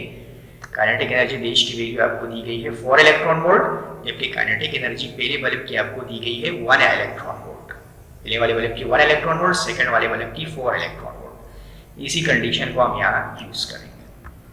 तो काइनेटिक एनर्जी डैश की जगह आ गया 4 इलेक्ट्रॉन वोल्ट। ओके, और हमें वर्क फंक्शन मालूम करना है प्लस ट्वाइस ऑफ जो पहले बल्ब की काइनेटिक एनर्जी वो 1 इलेक्ट्रॉन वोल्ट। तो 4 equal to work function 2 times 1 जो 2 हो जाएगा, ये प्लस का 2 इधर आके माइनस का 2 हो जाएगा तो आपके पास आंसर आ जाएगा। ये 4 में से 2 माइनस हो जाएगा तो आपके पास 2 इलेक्ट्रॉन वोल्ट वर्क फंक्शन आ जाएगा। ओके, यानी इस क्वेश्चन में आपको ये बताया गया है कि आप 2 लाइट सोर्स को आपस में कंपेयर कर सकते हैं अगर उनकी वेवलेंथ भी डिफरेंट है और उनकी फ्रीक्वेंसी भी डिफरेंट है। तो ये आंसर आप देखिए बिल्कुल आपके पास सिमिलर है बुक के आंसर की तरह। बुक में भी आपको 2 इलेक्ट्रॉन वोल्ट दिए गए। ओके, तो इसी के साथ ये सवाल इख्तिताम को पहुंचा। अब हम आगे बढ़ते हैं 5th क्वेश्चन की तरफ। 5th क्वेश्चन में आप देखिए, मैं सबसे पहले इसका डेटा बना देता हूँ। 5th क्वेश्चन में आपको लैम्डा दिए गए हैं 430 नैनोमीटर। अब इस चाहे तो आप नैनो से चेंज करें, एक्सपोनेंट -9 लगाए मीटर, और आपको वर्क फंक्शन दिए गए हैं 2.71 इलेक्ट्रॉन वोल्ट। वर्क फंक्शन आपके पास है 2.71 इलेक्ट्रॉन वोल्ट। आप चाहे तो इसको जूल में कन्वर्ट करें, इसको इलेक्ट्रॉन के चार्ज से मल्टीप्लाई करेंगे। ओके, तो ये जूल में कन्वर्ट हो जाएगा। ओके,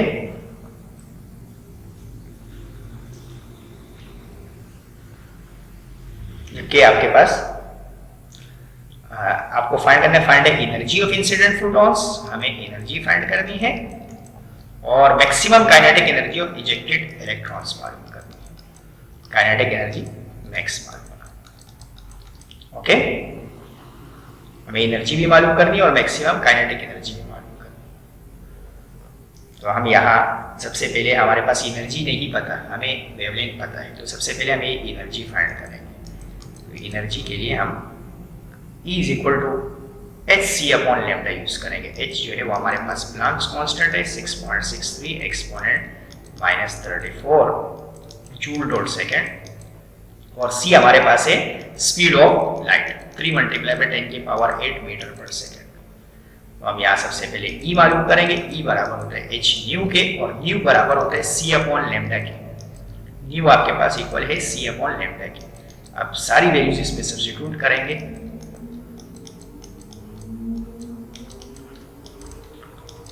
C की जगह आ जाएगा 3 एक्सपोनेंट 8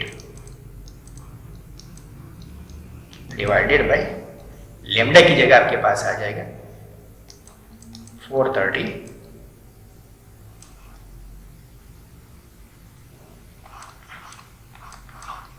एक्सपोनेंट -9। इसको सॉल्व करने के बाद आपके पास एनर्जी का जो आंसर आएगा वो आपके पास इक्वल आएगा 4.625 एक्सपोनेंट -19। कैलकुलेटर में रखने के बाद ये आंसर आ जाएगा एनर्जी का। अब आप इस एनर्जी को इलेक्ट्रॉन वोल्ट में चेंज करेंगे, क्यों? क्योंकि आपको वर्क फंक्शन इलेक्ट्रॉन वोल्ट में दिए गए हैं। तो इस एनर्जी को इलेक्ट्रॉन वोल्ट में चेंज करने के लिए इसको इलेक्ट्रॉन वोल्ट के चार्ज से डिवाइड कर देंगे।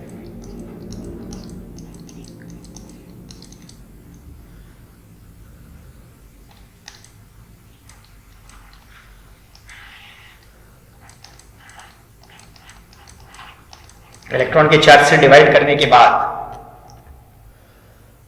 आपके पास ये आंसर आ जाएगा इलेक्ट्रॉन वोल्ट में।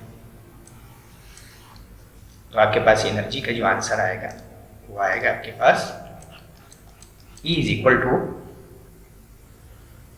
2.89 इलेक्ट्रॉन वोल्ट।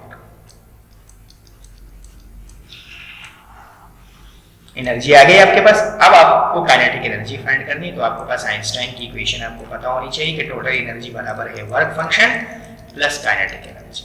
तो एनर्जी की जगह आप रखेंगे 2.89 और वर्क फंक्शन, क्योंकि ये आपने इलेक्ट्रॉन वोल्ट पे यूज किया है इसलिए आपको ये वर्क फंक्शन भी इलेक्ट्रॉन वोल्ट वाला ही यूज करना होगा 2.71। और यहाँ से आप काइनेटिक एनर्जी फाइंड कर सकते हैं। ये प्लस से माइनस की तरफ चले जाएगा, तो kinetic energy is equal to हो जाएगी 2.89 माइनस 2.71। तो काइनेटिक एनर्जी का जो आंसर है वो आपके पास हो जाएगा 0.17 इलेक्ट्रॉन वोल्ट, ओके।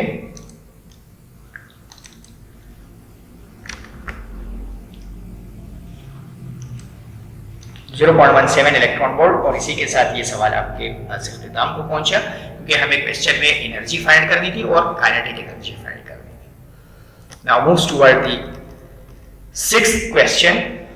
जो सिक्स्थ क्वेश्चन है इसमें आपको cut off wavelength, cut off frequency of photo electron is some material is 8 exponent 13 hertz. आपको कट ऑफ फ्रीक्वेंसी दी गई है। अच्छा, थ्रेशोल्ड फ्रीक्वेंसी का नाम यूज करें या कट ऑफ फ्रीक्वेंसी का नाम यूज करें, ये लैम्डा नोट है। कट ऑफ फ्रीक्वेंसी दूसरे नाम से हम इसको क्या कहते हैं, इसका ये दूसरा नाम है थ्रेशोल्ड फ्रीक्वेंसी का, थ्रेशोल्ड फ्रीक्वेंसी का, ओके। तो कट ऑफ फ्रीक्वेंसी भी बोलते हैं और थ्रेशोल्ड फ्रीक्वेंसी भी बोलते हैं। तो इसकी वैल्यू आपको दी गई है 8 एक्सपोनेंट 13 हर्ट्ज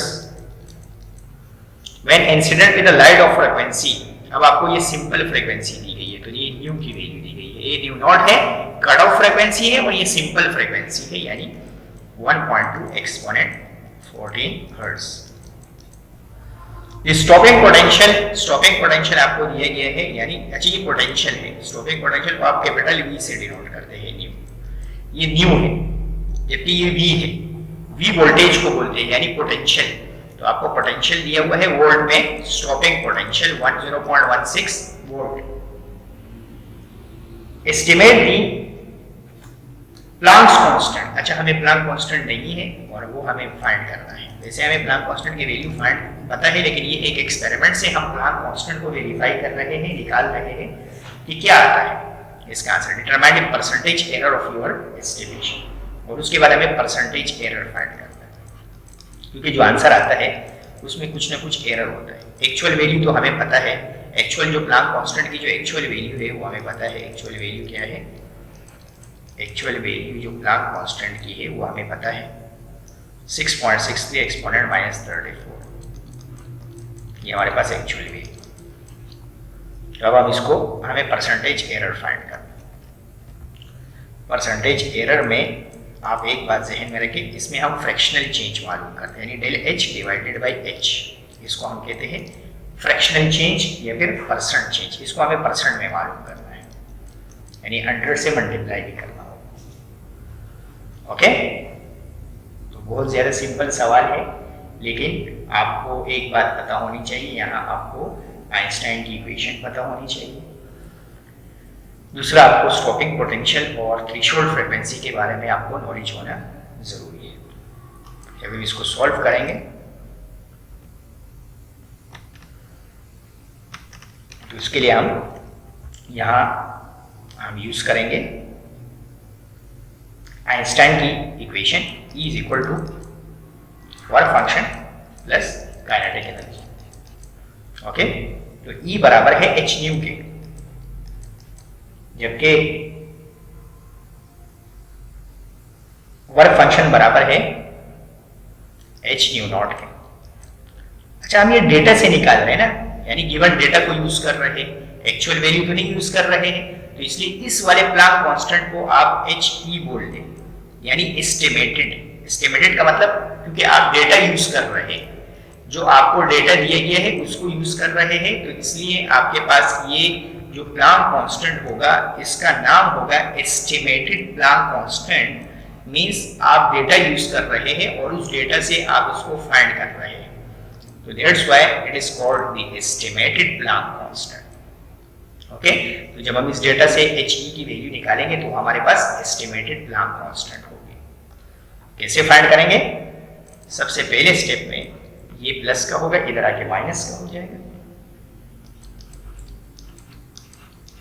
और ये आपके पास एक EV0 अपनी जगह पे आएगा, ये स्टॉपिंग पोटेंशियल। यहाँ से HE कॉमन आएगा जो हमें निकालना है, तो न्यू माइनस न्यू नॉट रह जाएगा, इज इक्वल टू EV0। अब जो एस्टिमेटेड प्लांक कांस्टेंट की वैल्यू है वो है EV0 divided by nu minus nu nought, nu minus nu nought. अब यहाँ से आप सारी वैल्यू पुट करके एस्टिमेटेड वैल्यू निकालें। E का मतलब है इलेक्ट्रॉन का charge, which is equal to 1.6 exponent -19। V0 आपको स्टॉपिंग पोटेंशियल है जो आपको दिया गया है 0.16, फ्रीक्वेंसी आपको दी गई है और थ्रेशोल्ड भी दिया गया है, तो फ्रीक्वेंसी है 1.2 एक्सपोनेंट 14, और थ्रेशोल्ड आपको दिया गया है 8 एक्सपोनेंट 30। तो इसको माइनस करने के बाद जो एस्टिमेटेड प्लांक कांस्टेंट की वैल्यू होगी, यानी जो डेटा से हमने प्लांक कांस्टेंट को निकाला, वो आ जाएगा हमारे पास। तो एस्टिमेटेड प्लांक कांस्टेंट की वैल्यू आई है 6.4 एक्सपोनेंट -34 जूल डॉट सेकेंड। अब आप परसेंट एरर कैसे फाइंड करेंगे? परसेंटेज एरर जो है वो आप डायरेक्ट, मैं यहाँ सिर्फ हैंड्स दे देता हूँ, del H divided by H, H estimated minus H equal divided by H और मल्टीप्लाई बाई 100। H एस्टिमेटेड की जगह ये वैल्यू पुट करें, जबकि H एक्चुअल की जगह आप ये वैल्यू पुट करेंगे जो आपको पता है। ओके, अच्छा, आप H माइनस HE भी कर सकते हैं और HE माइनस H भी कर सकते हैं। जैसे कुछ बुक में H माइनस HE होगा और कुछ बुक में HE माइनस H है, तो इसलिए आप क्या करें, आपकी मर्जी है, आप इसको एब्सोल्यूट रख लें। एब्सोल्यूट का मतलब है कि अगर आंसर माइनस में आएगा तो भी हम इसको प्लस में लेंगे। ओके, और H की वैल्यू भी आपके पास पता ही है, तो H को H की जगह रखें और आपके पास क्या है, He की जगह He रखें। अगर माइनस में आंसर आ रहा हो तो उसको आपने प्लस में लेना है, क्योंकि एब्सोल्यूट निकालना है और मल्टीप्लाई बाय 100 करना है। तो ये आपके पास आंसर आ जाएगा परसेंटेज एरर का। मैं यहाँ डायरेक्ट आंसर लिख देता हूँ, तो आंसर आएगा आपके पास 3.47%। ये एरर आएगा आपके पास, सही है, यानी एरर आया है इतने परसेंट। हमेशा जब भी हम कैलकुलेट करते हैं डेटा से, उसमें एरर आता है। एक्सपेरिमेंट से कुछ और आंसर आ रहे होते हैं और डेटा से कुछ और आंसर आ रहे होते हैं, एक्चुअल में कुछ और होते हैं और डेटा से जो है थोड़े बहुत एरर आ जाते हैं। तो उसको ये एरर कैलकुलेशन, अनसर्टेनिटी के कैलकुलेशन के बारे में फर्स्ट ईयर के लेक्चर नंबर 1 जो है, चैप्टर नंबर 1 के मेरे लेक्चर मौजूद है, आप उसको देख सकते हैं। तो आपको फिजिक्स फर्स्ट ईयर के उसको आपको एरर जो है ये आपको क्लियर हो जाएंगे, परसेंटेज एरर, सही, ओके। ये जो क्वेश्चन है इसमें आपको वर्क फंक्शन दिए गए हैं। वर्क फंक्शन बहुत सारे मेटल्स का आपको दिए गए हैं, lithium, sodium, potassium, magnesium, silver, iron और डिफरेंट मेटल्स का आपको दिए गए हैं। The work function are listed the number of metals which will show the photoelectric effect when light of wavelength 300 nanometer, the light की जो wavelength है वो 300 नैनोमीटर यूज की गई है। तो हमें देखना है कि हमें पता होनी चाहिए कि जो एनर्जी है वो वर्क फंक्शन से ज्यादा होनी चाहिए for photoelectric effect. Photoelectric effects के लिए एनर्जी जो है वो वर्क फंक्शन से ज्यादा आनी चाहिए, ओके। तो अगर एनर्जी आपके पास वर्क फंक्शन से ज्यादा आती है तो वो उन मेटल्स में वो ऑब्जर्व होगा, अदरवाइज फोटोइलेक्ट्रिक ऑब्जर्व नहीं होगा। तो आपको क्योंकि वेवलेंथ दी गई है, तो it's very simple question, lambda आपको दिए गए हैं 300 नैनोमीटर। नैनो के n को हटा के एक्सपोनेंट -9 लगाएंगे और हमें वर्क फंक्शन फाइंड करना है। h की जगह हम प्लांक कांस्टेंट यूज करेंगे 6.63 एक्सपोनेंट -34 जूल सेकेंड, और c जो है वो आपके पास है speed of light 3 exponent 8 metre per second. तो आप सबसे पहले आप एनर्जी फाइंड कर ले। अगर एनर्जी वर्क फंक्शन से ज्यादा आ जाती है तो आपके पास फोटोइलेक्ट्रिक इफेक्ट ऑब्जर्व होगा उन मेटल्स के लिए जिनके लिए एनर्जी वर्क फंक्शन से ज्यादा है। तो E is equal to H nu है, और यहाँ क्योंकि हमें वेवलेंथ दी गई है तो हम न्यू की जगह यूज करेंगे C अपॉन लैम्डा। अब इन सब की जगह वैल्यू पुट कर देंगे, H की जगह प्लांक कांस्टेंट आ जाएगा, C की जगह आपके पास आ जाएगा 3 एक्सपोनेंट 8, जबकि लैम्डा की जगह हम पुट कर देंगे जो हमें गिवन लैम्डा दिए गए 300 एक्सपोनेंट -9। सॉल्व करने के बाद आपके पास आंसर जूल में आएगा 6.63 एक्सपोनेंट -19 जूल। अब इस आंसर को हम कन्वर्ट करेंगे इलेक्ट्रॉन वोल्ट में, क्योंकि हमें कंपेयर करना है और गिवन जो क्वेश्चन है उसमें हमें जो वर्क फंक्शन दिए गए हैं वो सारे के सारे इलेक्ट्रॉन वोल्ट में दिए गए हैं, इसलिए हम इसको इलेक्ट्रॉन वोल्ट में कन्वर्ट करेंगे। इलेक्ट्रॉन वोल्ट में कन्वर्ट करने के लिए हम इसको इलेक्ट्रॉन के चार्ज से डिवाइड कर देंगे। तो ये एनर्जी है 6.63 एक्सपोनेंट -19, इसको हम इलेक्ट्रॉन के चार्ज से डिवाइड कर देंगे 1.6 एक्सपोनेंट -19 से। तो आपके पास जो वर्क फंक्शन का आंसर आएगा वो आएगा 4.14 इलेक्ट्रॉन वोल्ट।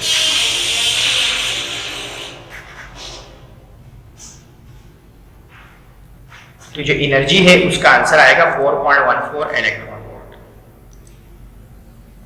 अब आप देखें ये वैल्यूज आपके पास कौन सी वैल्यूज से बड़ी आ रही है, तो ये इन मेटल से बड़ी आ रही है 1 2 3 4 4। इन 4 मेटल्स के लिए वर्क फंक्शन जो है E जो है वो वर्क फंक्शन से बड़ा आ रहा है, और बाकी एलिमेंट्स के लिए बड़ी नहीं आ रही, छोटी वैल्यू आ रही है। तो इसलिए इन सब में कोई फोटोइलेक्ट्रिक इफेक्ट नहीं होगा। ये जो रेड से मैं मार्क कर रहा हूँ इनमें कोई फोटोइलेक्ट्रिक इफेक्ट ऑब्जर्व नहीं होगा, और इन मेटल्स में फोटोइलेक्ट्रिक इफेक्ट ऑब्जर्व होगा जो ग्रीन से मैंने मार्क किया है, इनमें फोटोइलेक्ट्रिक इफेक्ट ऑब्जर्व होगा, और जो रेड वाले हैं इनमें फोटोइलेक्ट्रिक इफेक्ट ऑब्जर्व नहीं होगा। तो आपसे क्वेश्चन में यही पूछा था कि फोटोइलेक्ट्रिक इफेक्ट कौन से मेटल्स के लिए ऑब्जर्व होगा, ओके। तो लिथियम के लिए ऑब्जर्व होगा, सोडियम के लिए ऑब्जर्व होगा, के लिए, पोटेशियम के लिए, मैग्नीशियम के लिए ऑब्जर्व होगा। इनके लिए फोटो इफेक्ट ऑब्जर्व होगा। क्यों? क्योंकि इनकी जो एनर्जी है उसका आंसर इनके जो वर्क फंक्शन है उससे ज्यादा है, और रिमेनिंग के लिए ऑब्जर्व नहीं होगा, क्योंकि एनर्जी का आंसर वर्क फंक्शन से छोटा है। वर्क फंक्शन जो एनर्जी का आंसर है वो आपके पास छोटा है इनके लिए, तो रेड वाले में नॉट ऑब्जर्व। किस किस में नॉट ऑब्जर्व है? एक आपके पास है CU, एक आपके पास है AG, एक आपके पास है FE, और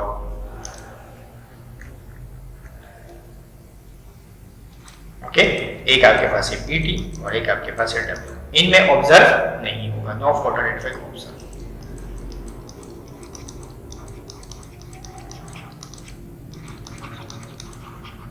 ओके और इस केस में ऑब्जर्व होगा इन मेटल्स। ओके इसी के साथ ये सवाल एंड हो गया। Now moves toward the 8th text book numerical. अब हम 8वें न्यूमेरिकल की तरफ बढ़ रहे हैं। ये 8वां न्यूमेरिकल कंपाउंड शिफ्ट से रिलेटेड है। अब अगर लास्ट ईयर आपके पेपर में फोटो कंपाउंड इफेक्ट आया है, तो कंपाउंड इफेक्ट अगर आया है तो इस दफा उसके न्यूमेरिकल्स बहुत ज्यादा अहम है। याद रहे कि दोनों के पेपर्स अलग अलग होते हैं, मेडिकल और इंजीनियरिंग के पेपर्स अलग होते हैं, जबकि कंप्यूटर साइंस के पेपर्स अलग होते हैं। तो ये जो क्वेश्चन है ये आपके पास मेडिकल और इंजीनियरिंग के पेपर में आ चुका है। तो इट मींस उनको ये न्यूमेरिकल बहुत ज्यादा अहम है उनके लिए, मेडिकल और इंजीनियरिंग के लिए, जबकि कंप्यूटर साइंस के लिए कंपाउंड इफेक्ट का क्वेश्चन बहुत ज्यादा इंपॉर्टेंट है। चलिए हम इसको न्यूमेरिकल को सॉल्व करते हैं। तो सबसे पहले आपको डेटा बनाना है।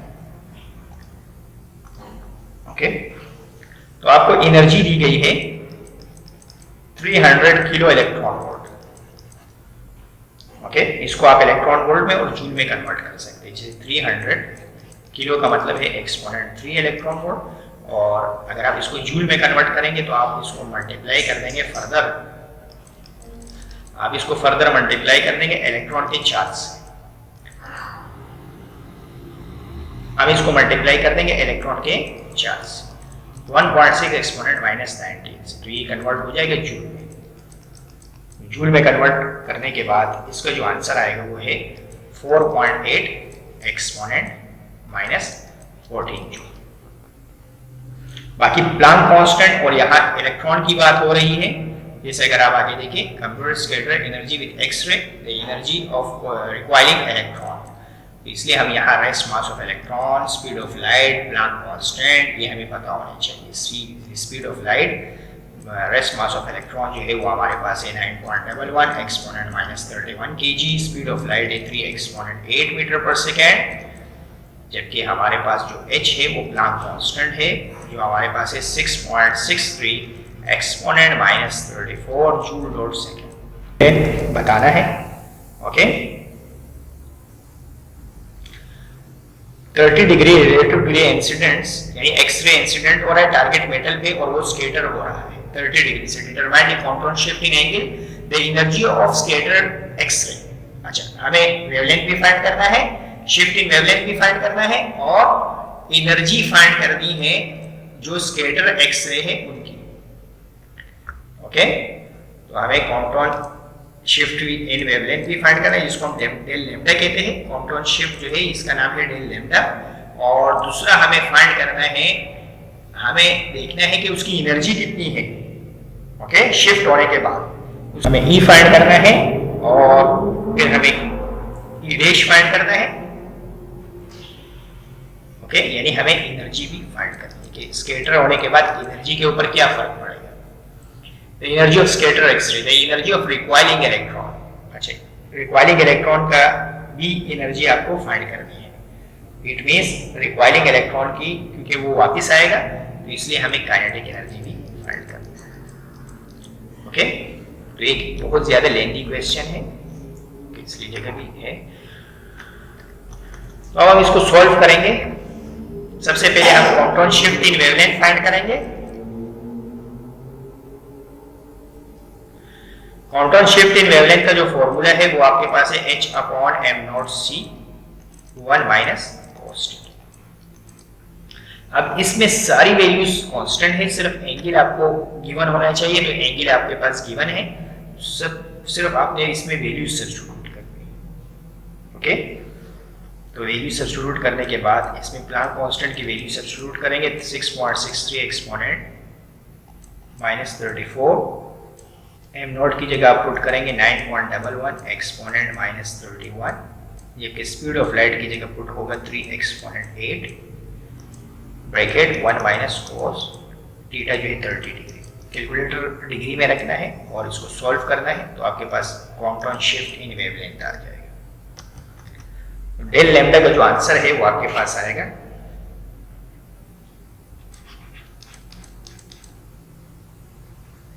0.325 एक्सपोनेंट -12 मीटर। एक्सपोनेंट -12 जो है वो आपके पास इक्वल होता है पिकोमीटर के, तो ये आपके पास हो जाएगा पिकोमीटर। ये क्वांटम शिफ्ट इन वेवलेंथ आया। अब हमें एनर्जी देखने हैं, उनके कंपैरिजन करना है कि एनर्जी पे क्या फर्क पड़ेगा। तो एनर्जी का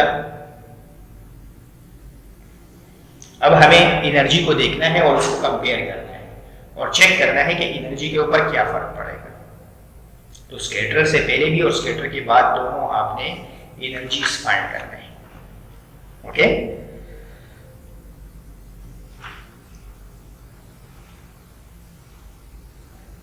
क्योंकि हमें एनर्जी गिवन थी क्वेश्चन में, तो हम ओरिजिनल वेवलेंथ के लिए हम उससे हम वेवलेंथ फाइंड कर सकते हैं। तो E इज इक्वल टू है hc/λ।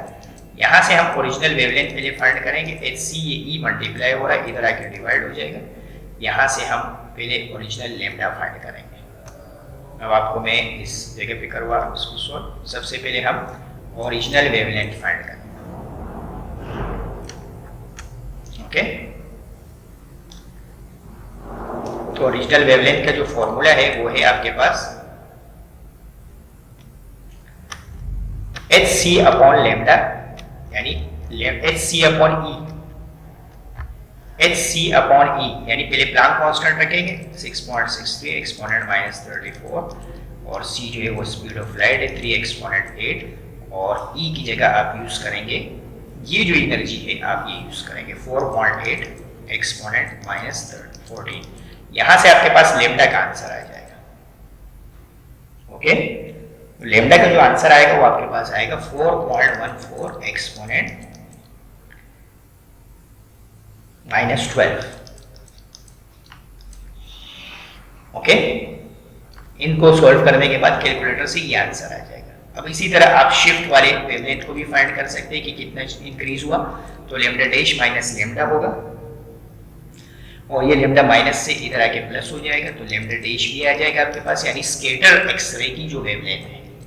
तो लैम्डा डैश डेल लैम्डा की वैल्यू अगर आप देखें तो ये 4.14 पिकोमीटर है और इससे पहले वाले की जो वेवलेंथ थी वो थी 0.325 पिकोमीटर, यानी 0.325 पिकोमीटर का मतलब एक्सपोनेंट -12 और लैम्डा की जगह आ जाएगा प्लस करेंगे इसमें 4.14 एक्सपोनेंट -12। इनको प्लस करेंगे तो आपके पास लैम्डा डैश का जो आंसर आएगा वो आएगा आपके पास 4.47 एक्सपोनेंट -12। तो ये वैल्यू यानी ये ओरिजिनल वेवलेंथ है और ये स्कैटर होने के बाद है। स्कैटर होने के बाद जितना फर्क पड़ा वो इसमें आपको नजर आ रहा है, बहुत कम फर्क पड़ा है। तो अब हमें दोनों वेवलेंथ्स पे एनर्जी फाइंड करनी है, लैम्डा पे भी और लैम्डा डैश पे भी। लैम्डा पे तो हमें एनर्जी गिवन है, लैम्डा पे हमें एनर्जी गिवन है 300 किलो इलेक्ट्रॉन वोल्ट। अब हमें लैम्डा डैश पे एनर्जी फाइंड करनी है कि लैम्डा डैश पे एनर्जी का आंसर क्या आएगा। तो आपने सबसे पहले आपने लैम्डा डैश पे एनर्जी फाइंड करनी है। ये दोनों के एनर्जी में स्कैटर एक्सरे की एनर्जी में क्या फर्क आ रहा है। तो आपके पास अब यहाँ ई डैश का फॉर्मूला यूज होगा, E dash is equal to hc/λ dash. तो सबसे पहले आप लैम्डा का फॉर्मूला है hc/λ डैश, यहाँ h की वैल्यू रखेंगे। ओके, यहाँ आप रखेंगे स्पीड ऑफ लाइट और यहाँ लैम्डा डैश जो आपके पास का जो आंसर है वो आएगा, ई डैश का जो आंसर है वो आएगा 278 किलो इलेक्ट्रॉन वोल्ट, यानी टकराने के बाद उसकी एनर्जी में फर्क आया है, कमी आई है। पहले 300 किलो इलेक्ट्रॉन वोल्ट था, अब एनर्जी स्कैटर होने के बाद फर्क पड़ा है उसमें। ओके, और जो नेक्स्ट पार्ट है उसमें आपको ई फाइंड करना है, सॉरी काइनेटिक एनर्जी फाइंड करना है। तो जो काइनेटिक एनर्जी है वो आपके पास होगी बिफोर एंड आफ्टर, यानी ई माइनस ई डैश। पहले जो है, पहले एनर्जी ज्यादा थी और रिमेनिंग एनर्जी कम है, तो इसका मतलब है जो रिमेनिंग थी वो काइनेटिक एनर्जी के तौर पे यूज हो गई। जैसे ई का आंसर आपके पास था 300 और ई डैश का आंसर है 278। इट मींस ये जो रिमेनिंग है ये काइनेटिक एनर्जी के तौर पे यूज हो गई। रिमेनिंग आप माइनस करेंगे तो आपके पास आंसर आएगा 22 किलो इलेक्ट्रॉन वोल्ट। ओके, तो इसी के साथ ये सवाल एंड हो गया। Now moves toward the 9th text book numerical.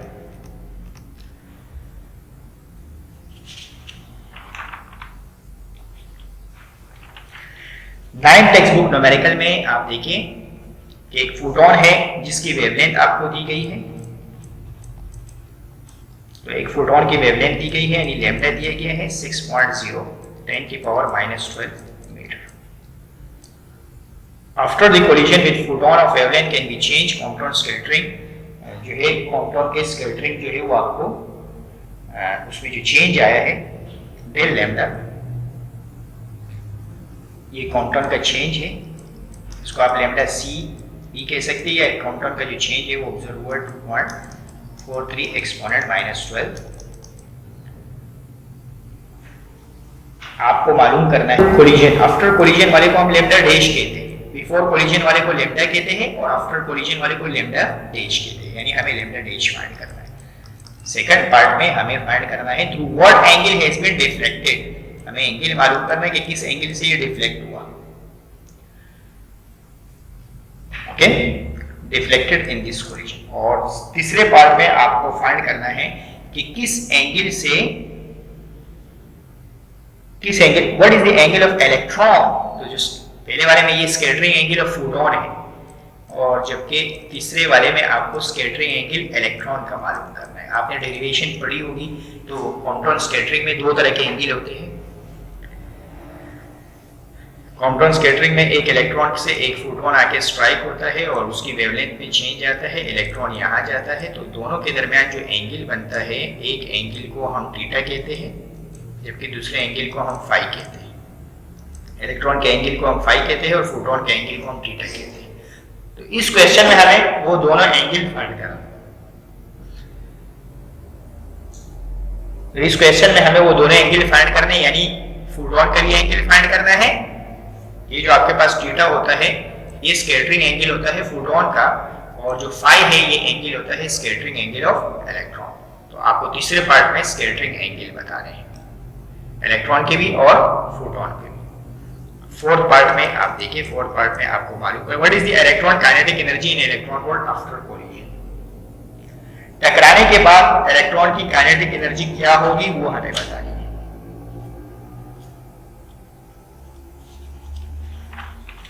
टकराने के बाद जो काइनेटिक एनर्जी होगी वो हमें बतानी, यानी हमें K डॉट E बताना। तो अच्छा खासा बड़ा सवाल है।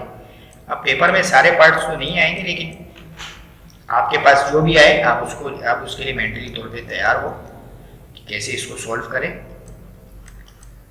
तो सबसे पहले पार्ट में आपको फाइंड करना है डेल लैम्डा। तो डेल लैम्डा जो है वो आपके पास है, डेल लैम्डा आपको पता होना चाहिए। फर्स्ट पार्ट तो बहुत आसान है, आपके पास डेल लैम्डा का फॉर्मूला है लैम्डा डैश माइनस लैम्डा। तो ये माइनस का लैम्डा इधर आके प्लस का लैम्डा हो जाएगा, इक्वल टू है लैम्डा डैश। तो लैम्डा डैश का जो आंसर है वो आपके पास आएगा, डेल लैम्डा की वैल्यू आपको दी गई है 2.43 एक्सपोनेंट -12, जबकि लैम्डा का वैल्यू भी आपको दी गई है प्लस 6.0 एक्सपोनेंट -12। दोनों की वैल्यू को प्लस करेंगे तो आपके पास लैम्डा डैश आ जाएगा। लैम्डा डैश आपके पास आएगा 8.4 exponent -12 metre. Okay, first part तो हो गया सोल्व। अब दूसरे पार्ट में आपको स्कैटरिंग एंगल मालूम करना है फोटोन का, और फिर आपको स्कैटरिंग एंगल मालूम करना है इलेक्ट्रॉन का। दूसरे पार्ट में आपको थीटा फाइंड करना है। थीटा के लिए आप ये फॉर्मूला लगाएंगे, del lambda is equal to h/m0c 1 minus cos theta. ये जो पूरा फैक्टर है इसको लैम्डा सी कहते हैं, ये कट ऑफ वेवलेंथ कहते हैं। ओके, अब आप कैसे सॉल्व करेंगे इसको? अच्छा, हमें गिवन क्वेश्चन में जो डेल लैम्डा है वो इक्वल दिया गया है कट ऑफ वेवलेंथ के, यानी डेल लैम्डा की जगह भी कट ऑफ वेवलेंथ आ गया। तो अब आप देखें, ये जो आपके पास लैम्डा सी है ये कैंसिल आउट हुआ लैम्डा सी के से। तो अब आपके पास जो रह गया उसको आप देखिए, तो आपके पास यहाँ लेफ्ट हैंड साइड पे लैम्डा सी से लैम्डा सी कैंसिल होने के बाद आपके पास यहाँ 1 बचा, तो आपने यहाँ 1 लिख लिया। 1 is equal to 1 minus cos theta. ये माइनस का cos थीटा यहाँ के प्लस का cos थीटा हो जाएगा, ये 1 वहां जाके माइनस का 1 हो जाएगा, तो ये 0 हो जाएगा। थीटा मालूम करने के लिए cos वहां जाके cos इनवर्स हो जाएगा, और cos इनवर्स 0 जब आप कैलकुलेटर से निकालेंगे तो आपके पास 90 डिग्री है। अब ये थीटा आ गया आपके पास scattering angle of photon.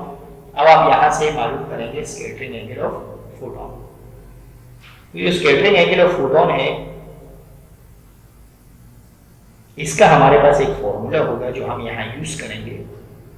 Okay, तो फॉर्मूला मैं आप लोगों को बता देता हूँ, लेकिन वैसे ही इस क्वेश्चन के आने के चांसेस बहुत ज़्यादा कम हैं, क्योंकि इसमें जो फॉर्मूला यूज होगा स्कैटरिंग एंगल ऑफ इलेक्ट्रॉन में, ये इसका जो सोल्यूशन है वो हमारे कोर्स का हिस्सा नहीं है। क्योंकि कॉम्पटाउन इफेक्ट अगर आपने पढ़ा होगा तो उसमें आपने देखा होगा कि जो डेरिवेशन की कुछ इक्वेशंस है उसको हम सोल्व नहीं करते, हम डायरेक्टली आंसर लिखते हैं।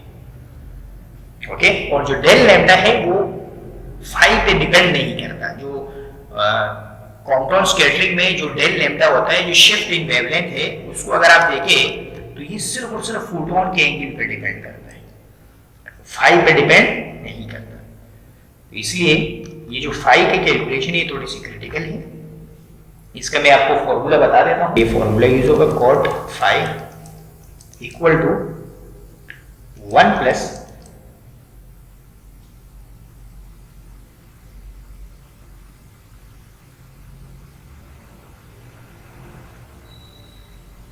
1 plus lambda C divided by lambda tan phi by 2 tan theta by 2। ये एक फॉर्मूला यूज होगा, यहां से आप फाई का एंगल फाइंड करेंगे। ओके, आप क्वेश्चन में आपको लैम्डा सी भी पता है, लैम्डा भी पता है। अगर आपको लैम्डा सी नहीं पता हो तो आप लैम्डा सी इस इक्वेशन से फाइंड कर सकते हैं, h अपॉन m नॉट सी से। h अपॉन m नॉट सी को हम कट ऑफ वेवलेंथ कहते हैं या लैम्डा सी कहते हैं। ओके, और लैम्डा आपने देख लिया, फाइंड कर लिया जो गिवन है क्वेश्चन में, और थीटा आपके पास आ गया है 90 डिग्री। तो आपके ये सब सॉल्व कर लेंगे आप सारी वैल्यू सब्स्टिट्यूट करने के बाद। जैसे लैम्डा सी जो है वो आपके पास है क्वेश्चन में गिवन है 2.43 एक्सपोनेंट माइनस 12, और लैम्डा आपके पास है 6.0 एक्सपोनेंट माइनस 12, यानी 6 एक्सपोनेंट माइनस 12, पॉइंट के बाद 0 नहीं लिखते। और 10 ये 90 डिग्री है, थीटा आपके पास 90 डिग्री है, 90 डिवाइडेड बाई 2 यानी 45 आएगा, और साइन 45 की वैल्यू जो है 1 की, tan 45 जो है ये आपके पास इक्वल होता है 1 के।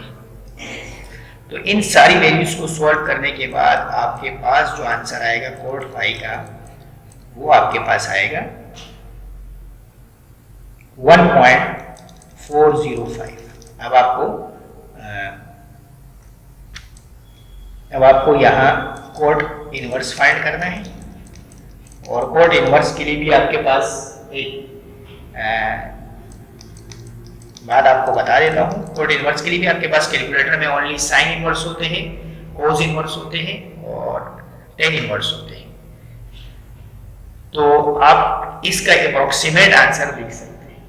तो ये इसका आंसर आएगा, आप अगर किसी सॉफ्टवेयर से इसको यूज करेंगे तो आपके पास आंसर आएगा 35.444 डिग्री, जो लेस देन 90 डिग्री है। ओके, तो इसलिए इस क्वेश्चन के जो पेपर्स में आने के चांसेस है वो बहुत ज़्यादा कम है। उसकी वजह ये है कि इसमें इस पार्ट के क्वेश्चन में आने के चांसेस कम है, यानी स्कैटरिंग एंगल ऑफ इलेक्ट्रॉन की, क्योंकि स्कैटरिंग एंगल के इलेक्ट्रॉन में जो फॉर्मूले, जो ट्रिग्नोमेट्रिक रेशियोज यूज हो रहे हैं, उसको सॉल्व करना हमारे लिए इम्पॉसिबल है क्योंकि वो उसके फंक्शंस ही हमारे पास कैलकुलेटर में अवेलेबल नहीं है, क्योंकि हमें उसके लिए सॉफ्टवेयर का सहारा चाहिए होगा, और सॉफ्टवेयर तो आपके पास जो है वो भी आपको इस्तेमाल नहीं आता, इसलिए आप इसका आंसर जो है वो कॉर्ड इनवर्स का जो आंसर है वो आप इसको यहीं पे छोड़ देंगे। ओके, मैंने तो आपको आंसर बता दिया है। लास्ट पार्ट की तरफ बढ़ते हैं। लास्ट पार्ट में आपको काइनेटिक एनर्जी मालूम करना है, तो काइनेटिक एनर्जी के लिए हमें पता होना चाहिए kinetic energy is equal to है E minus E dash. E का जो फॉर्मूला है वो है hc अपॉन लैम्डा, और E डैश का फॉर्मूला है hc upon lambda dash. hc हमारे पास कॉमन आ जाएगा, तो ये जो बच्चे E की जगह वैल्यू आ जाएगी hc upon lambda, E dash की जगह हमारे पास आ जाएगा hc upon lambda dash, hc common आ जाएगा, तो ये रिमेनिंग आपके पास रह जाएगा 1 upon lambda minus 1 upon lambda dash. ये आइंस्टाइन की फोटो इलेक्ट्रिक इक्वेशन की कॉन्सेप्ट से हमने इसको फाइंड किया। ओके, अब इसमें आपको लैम्डा c भी पता है, h भी पता है, c भी पता है, तो सारी वैल्यू सब्स्टिट्यूट करने के बाद आपके पास फाइनल आंसर आ जाएगा काइनेटिक एनर्जी का जूल में। और फिर जब आप काइनेटिक एनर्जी को जूल से इलेक्ट्रॉन वोल्ट में कन्वर्ट करेंगे, इस पार्ट को आपने लाजमी सॉल्व करना है। जो थर्ड पार्ट है उसको आप स्किप कर सकते हैं। क्यों स्किप कर सकते हैं, मैंने आपको बता दिया कि इसको अगर आप नहीं करना चाहे तो मत करें, क्योंकि इसमें जो फंक्शंस यूज हो रहे हैं उसका आपके पास कैलकुलेटर में फंक्शन ही नहीं है, तो इसलिए ये इसके पेपर में आने के चांसेस 0% है। लेकिन ये वाला जो क्वेश्चन है इसको आपने सोल्व करना है। इसमें ये जो पार्ट है इसको आपने इसलिए सोल्व करना है कि ये आ सकता है आपके पास। तो इसका आंसर पहले आपके पास जूल में आएगा, फिर आपने इलेक्ट्रॉन वोल्ट में कन्वर्ट करना है, तो ये आपके पास फाइनल आंसर आएगा। आप इसको सोल्व करें, अगर कोई प्रॉब्लम होगी तो आप वीडियो की कमेंट में मुझसे पूछ सकते हैं। ओके, लैम्डा, ये लैम्डा डैश का मतलब है लैम्डा c। ओके, स्कैटर होने के बाद, सॉरी लैम्डा डैश ये वैल्यू है, लैम्डा c नहीं, लैम्डा ये वैल्यू स्कैटर होने के बाद। Okay, now moves toward the 10th part. अब हम 10th पार्ट की तरफ बढ़ रहे हैं। 10th पार्ट जो है ये आपके पास सिंपल है। तो 10th पार्ट में आपको फाइंड करना है, find the de Broglie wavelength of an electron in a ground state of hydrogen atom. यहाँ पे डी ब्रोगली वेवलेंथ मालूम करनी है, जबकि ground state of hydrogen atom की बात हो रही है। ओके, जब भी ग्राउंड स्टेट की बात करते हैं तो हाइड्रोजन एटम में मोस्टली जो इलेक्ट्रॉन होता है वो ग्राउंड स्टेट में फर्स्ट ऑर्बिट में होता है। हाइड्रोजन एटम के केस में, हाइड्रोजन के एटम के केस में एक ही इलेक्ट्रॉन है। सिंपलेस्ट जो प्रोटियम है उसमें एक ही इलेक्ट्रॉन होता है जो बाहर घूम रहा है, और वो ज्यादातर फर्स्ट ही ऑर्बिट में होता है। तो एन की वैल्यू हम 1 लेते हैं for hydrogen, for ground state of hydrogen. For ground state of hydrogen में हम क्या लेते हैं, एन की वैल्यू हम 1 लेते हैं। ओके,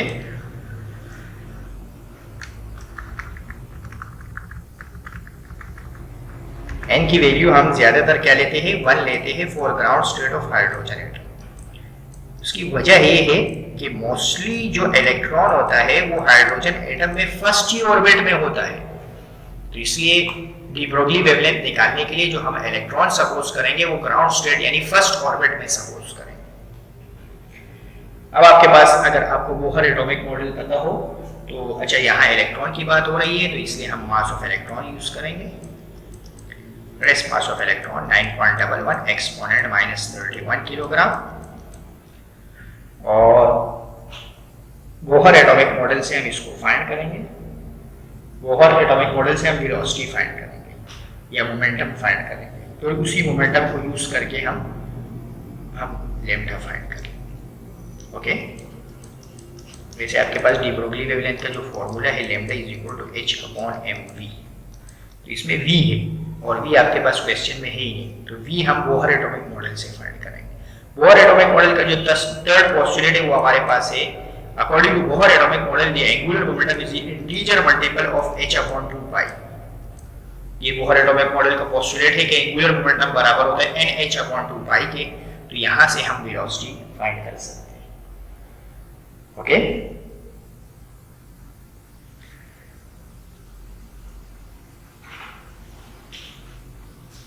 जो रेडियस ऑफ फर्स्ट ऑर्बिट होते हैं, रेडियस ऑफ nth ऑर्बिट का फॉर्मूला है n स्क्वायर 0.53 एंगस्ट्रॉम। ये बोहर का एटॉमिक मॉडल का फॉर्मूला है nth ऑर्बिट का। ये हम अगले चैप्टर में, जो नेक्स्ट चैप्टर है आपका, उसमें आप बोहर एटॉमिक मॉडल का प्रूफ देखेंगे, तो उसमें रेडियस ऑफ nth ऑर्बिट का ये फॉर्मूला है हमारे पास। इलेक्ट्रॉन ग्राउंड स्टेट में है तो n की वैल्यू हम 1 लेंगे, तो आपके पास r1 या रेडियस की जगह आपके पास आ जाएगा 0.53 एंगस्ट्रॉम। मास की जगह मास ऑफ इलेक्ट्रॉन आ जाएगा, n की जगह 1 आ जाएगा, h जो है वो प्लैंक्स कांस्टेंट है, पाई जो है वो कांस्टेंट है, तो सारी वैल्यूज कांस्टेंट है। यहां से हम v डायरेक्टली निकाल सकते हैं, h nh डिवाइडेड बाय 2 पाई, और ये जो mr है ये मल्टीप्लाई हो रहा है, इधर आकर डिवाइड हो जाएगा। ओके, यहां से आप v फाइंड कर सकते हैं। n की वैल्यू 1 आ जाएगी, h की जगह आपके पास प्लैंक कांस्टेंट आ जाएगा। ओके, तो यहां से आप सारे फॉर्मूले में सारी वैल्यूज n की जगह देखिए मैं पुट कर देता हूँ। n की जगह 1 है, h की जगह है 6.63 एक्सपोनेंट माइनस 34, और 2 पाई जो है वो कांस्टेंट है 3.142, m की जगह मास ऑफ इलेक्ट्रॉन है 9.11 एक्सपोनेंट माइनस 31, और r की जगह आपके पास रेडियस है which is equal to 0.53 angstrom का मतलब है 10 की पावर -10। इस पूरे को कैलकुलेटर में रखने के बाद आपके पास वेलोसिटी का आंसर आ जाएगा। ओके, और जैसे ही आपके पास वेलोसिटी का आंसर आ जाएगा, यहाँ लिख लीजिएगा मीटर पर सेकंड में। वेलोसिटी का आंसर आने के बाद आप इस फॉर्मूले को यूज करेंगे डी ब्रोगली वेवलेंथ के लिए। ओके, वेलोसिटी का ये आंसर आएगा आपके पास।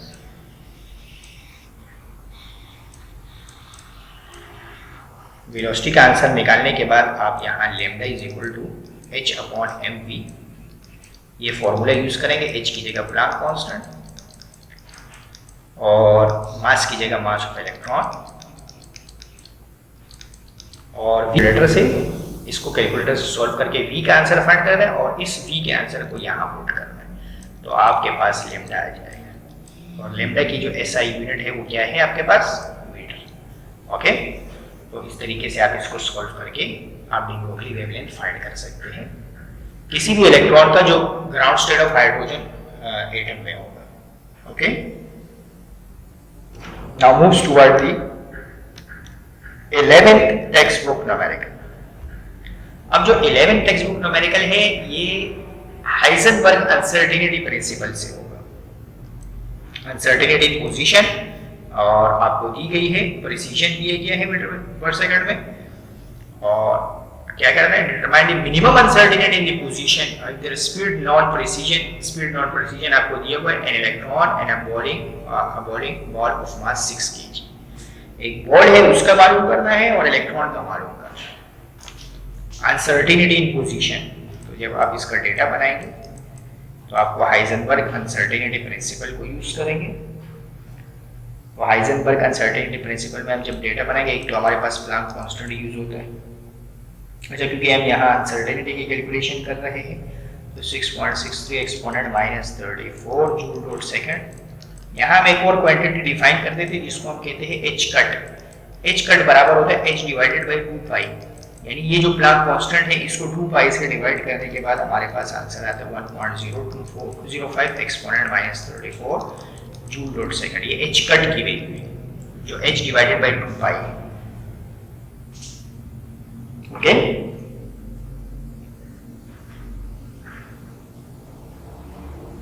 तो हमें अनसर्टेनिटी इन पोजीशन फाइंड करना है, यानी हमें डेल x फाइंड करना है। डेल x कहते हैं अनसर्टेनिटी इन पोजीशन, दोनों पार्ट में। फर्स्ट पार्ट में हमें फॉर इलेक्ट्रॉन के लिए फाइंड करना है, और सेकंड पार्ट में हमें अनसर्टेनिटी इन पोजीशन फाइंड करना है एक बॉल के लिए। बॉल एक बॉल है जिसका मास आपको दिया गया है, बॉल के लिए आपको फाइंड करना है, और बॉल का मास आपको दिया गया है 6 किलोग्राम। ओके, तो अब आप इसको सॉल्व करने के लिए आप हाइजेनबर्ग अनसर्टेनिटी प्रिंसिपल यूज करेंगे, which is equal to del x dot del p। Uncertainty in position, uncertainty is momentum, is approximately equal to h divided by 2 pi, h cut. तो यहां से आप डेल x की value find कर सकते हैं दोनों सिचुएशन के लिए, फर्स्ट पार्ट के लिए भी और सेकंड पार्ट के लिए भी। बस आपको एक बात ध्यान में रखनी कि जब आप इसको फर्स्ट पार्ट के लिए सॉल्व कर रहे होंगे तो आपने इलेक्ट्रॉन का मास यूज करना है। जैसे मैं फर्स्ट पार्ट के लिए लिखूंगा तो डेल x मुझे मालूम करना है, और यहाँ product of mass and velocity आपके पास होती है मोमेंटम। ओके, तो मोमेंटम जो है वो आपके पास है the product of mass and velocity, और आपको डेटा में वेलोसिटी दी गई है, ये वेलोसिटी आपके पास दी गई है क्वेश्चन में। वेलोसिटी आपके पास दी गई है, यहाँ मैं डेटा के अंदर वेलोसिटी को भी नोट कर देता हूँ। वेलोसिटी आपको दी गई है 1.0 यानी 1 एक्सपोनेंट -3 मीटर पर सेकंड। ओके, तो आपको ये बात पता होनी चाहिए कि जो मोमेंटम है उसका जो फॉर्मूला है वो हमारे पास है the product of mass and velocity. Okay, यहाँ हम मास ऑफ इलेक्ट्रॉन यूज करेंगे। अब हमें, क्योंकि हमें डेल एक्स फाइंड करना है, तो इसलिए ये पूरी वैल्यू यहाँ मल्टीप्लाई से डिवाइड में चली जाएगी। तो आपके पास हो जाएगा h divided by 2 pi m e और वेलोसिटी, सिर्फ वेलोसिटी निकली। अब ये मास ऑफ इलेक्ट्रॉन आपके पास कांस्टेंट है, उसको रखें, पाई कांस्टेंट है, h भी कांस्टेंट है, सारी वैल्यूज आपको दी गई है। तो आप सॉल्व करेंगे। पहले सिचुएशन में आपको इलेक्ट्रॉन का मास रखना है और दूसरे पार्ट में आपने इलेक्ट्रॉन का मास नहीं रखना है, 6 किलोग्राम रखना है। तो 2 मरतबा आपने इस सवाल को सॉल्व करना है। ओके, तो फर्स्ट पार्ट में आपके पास होगा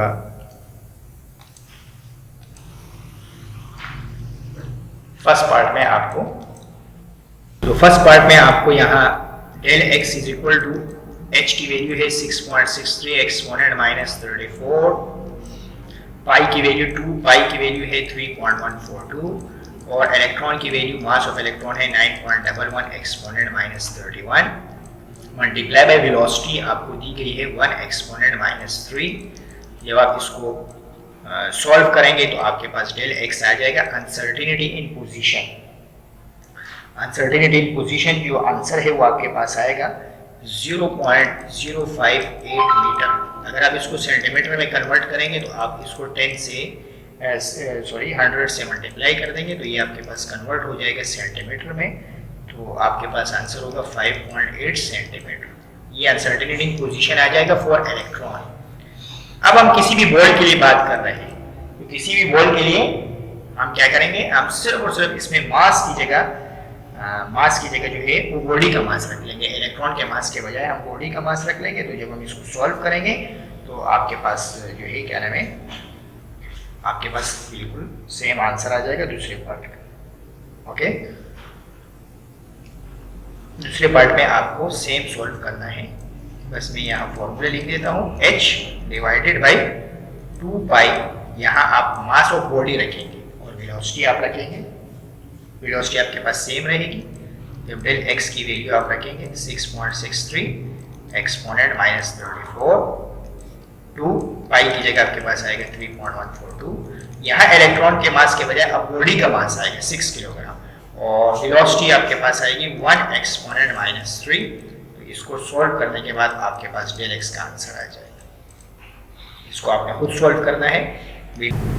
जो आपके पास आंसर आएगा वो बुक के आंसर के सिमिलर नहीं आएगा, लेकिन आप इसका आंसर निकाल के यहाँ रख दें। ओके, ये आंसर जब आप बुक से कंपेयर करेंगे तो बुक में आंसर रॉन्ग दिया होगा, उससे आप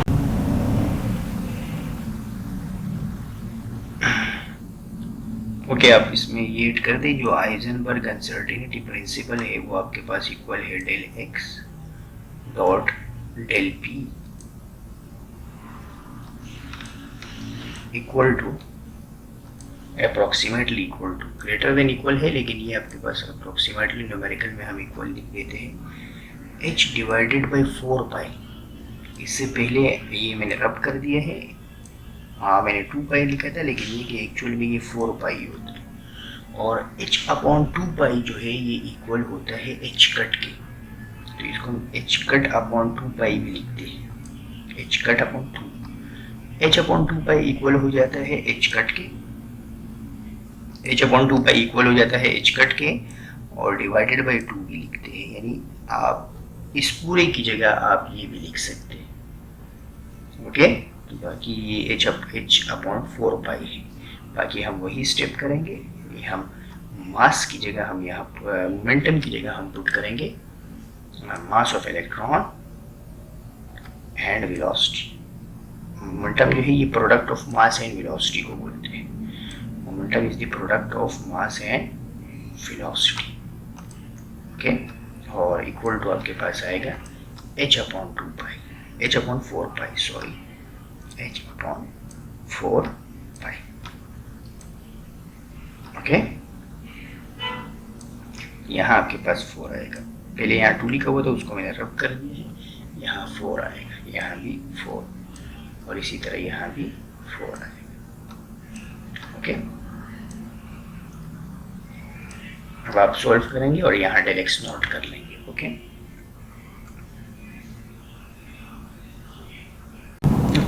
ये फॉर्मूले चेंज करने के बाद इसको रिप्लेस कर देंगे h/4 पाई से। तो सारी वैल्यूज यानी यहाँ पिछले जो मैंने आपको सॉल्व करवाया उसमें आपको 2 पाई की जगह जो है वो आपको 4 पाई यूज करना है। ओके, इस फॉर्मूले में तो आपके पास जो है जब आप सॉल्व करेंगे तो ये आपके पास आंसर आ जाएगा। और सेकंड आंसर आपने खुद निकालना है, सिर्फ 2 की जगह आपने यहाँ 4 रखना है। ओके, ये आंसर आपने नोट कर लेना है। अगर आप देखें तो इसी के साथ हमारे जो न्यूमेरिकल्स है वो ख़त्म हो गए हैं, क्योंकि टोटल 11 न्यूमेरिकल्स थे बुक में और ये हमारा आखिरी न्यूमेरिकल था। ओके, नेक्स्ट वीडियो में इंशाल्लाह हम सॉल्व करेंगे physics second year chapter number 26 and 27। तो आप इस चैनल को सब्सक्राइब करें और जो इसका सॉल्व PDF है वो वीडियो में दिए गए डिस्क्रिप्शंस में से आप डाउनलोड कर सकते हैं। ओके, आइडियल कॉलेजिएट की वेबसाइट से आप जाके इनका PDF जो है वो आपके पास वो आप इजीली डाउनलोड कर सकते हैं। ओके, नेक्स्ट क्लास में इंशाल्लाह मिलेंगे चैप्टर नंबर 26 और 27 के न्यूमेरिकल्स के साथ। ओके, अल्लाह हाफिज़।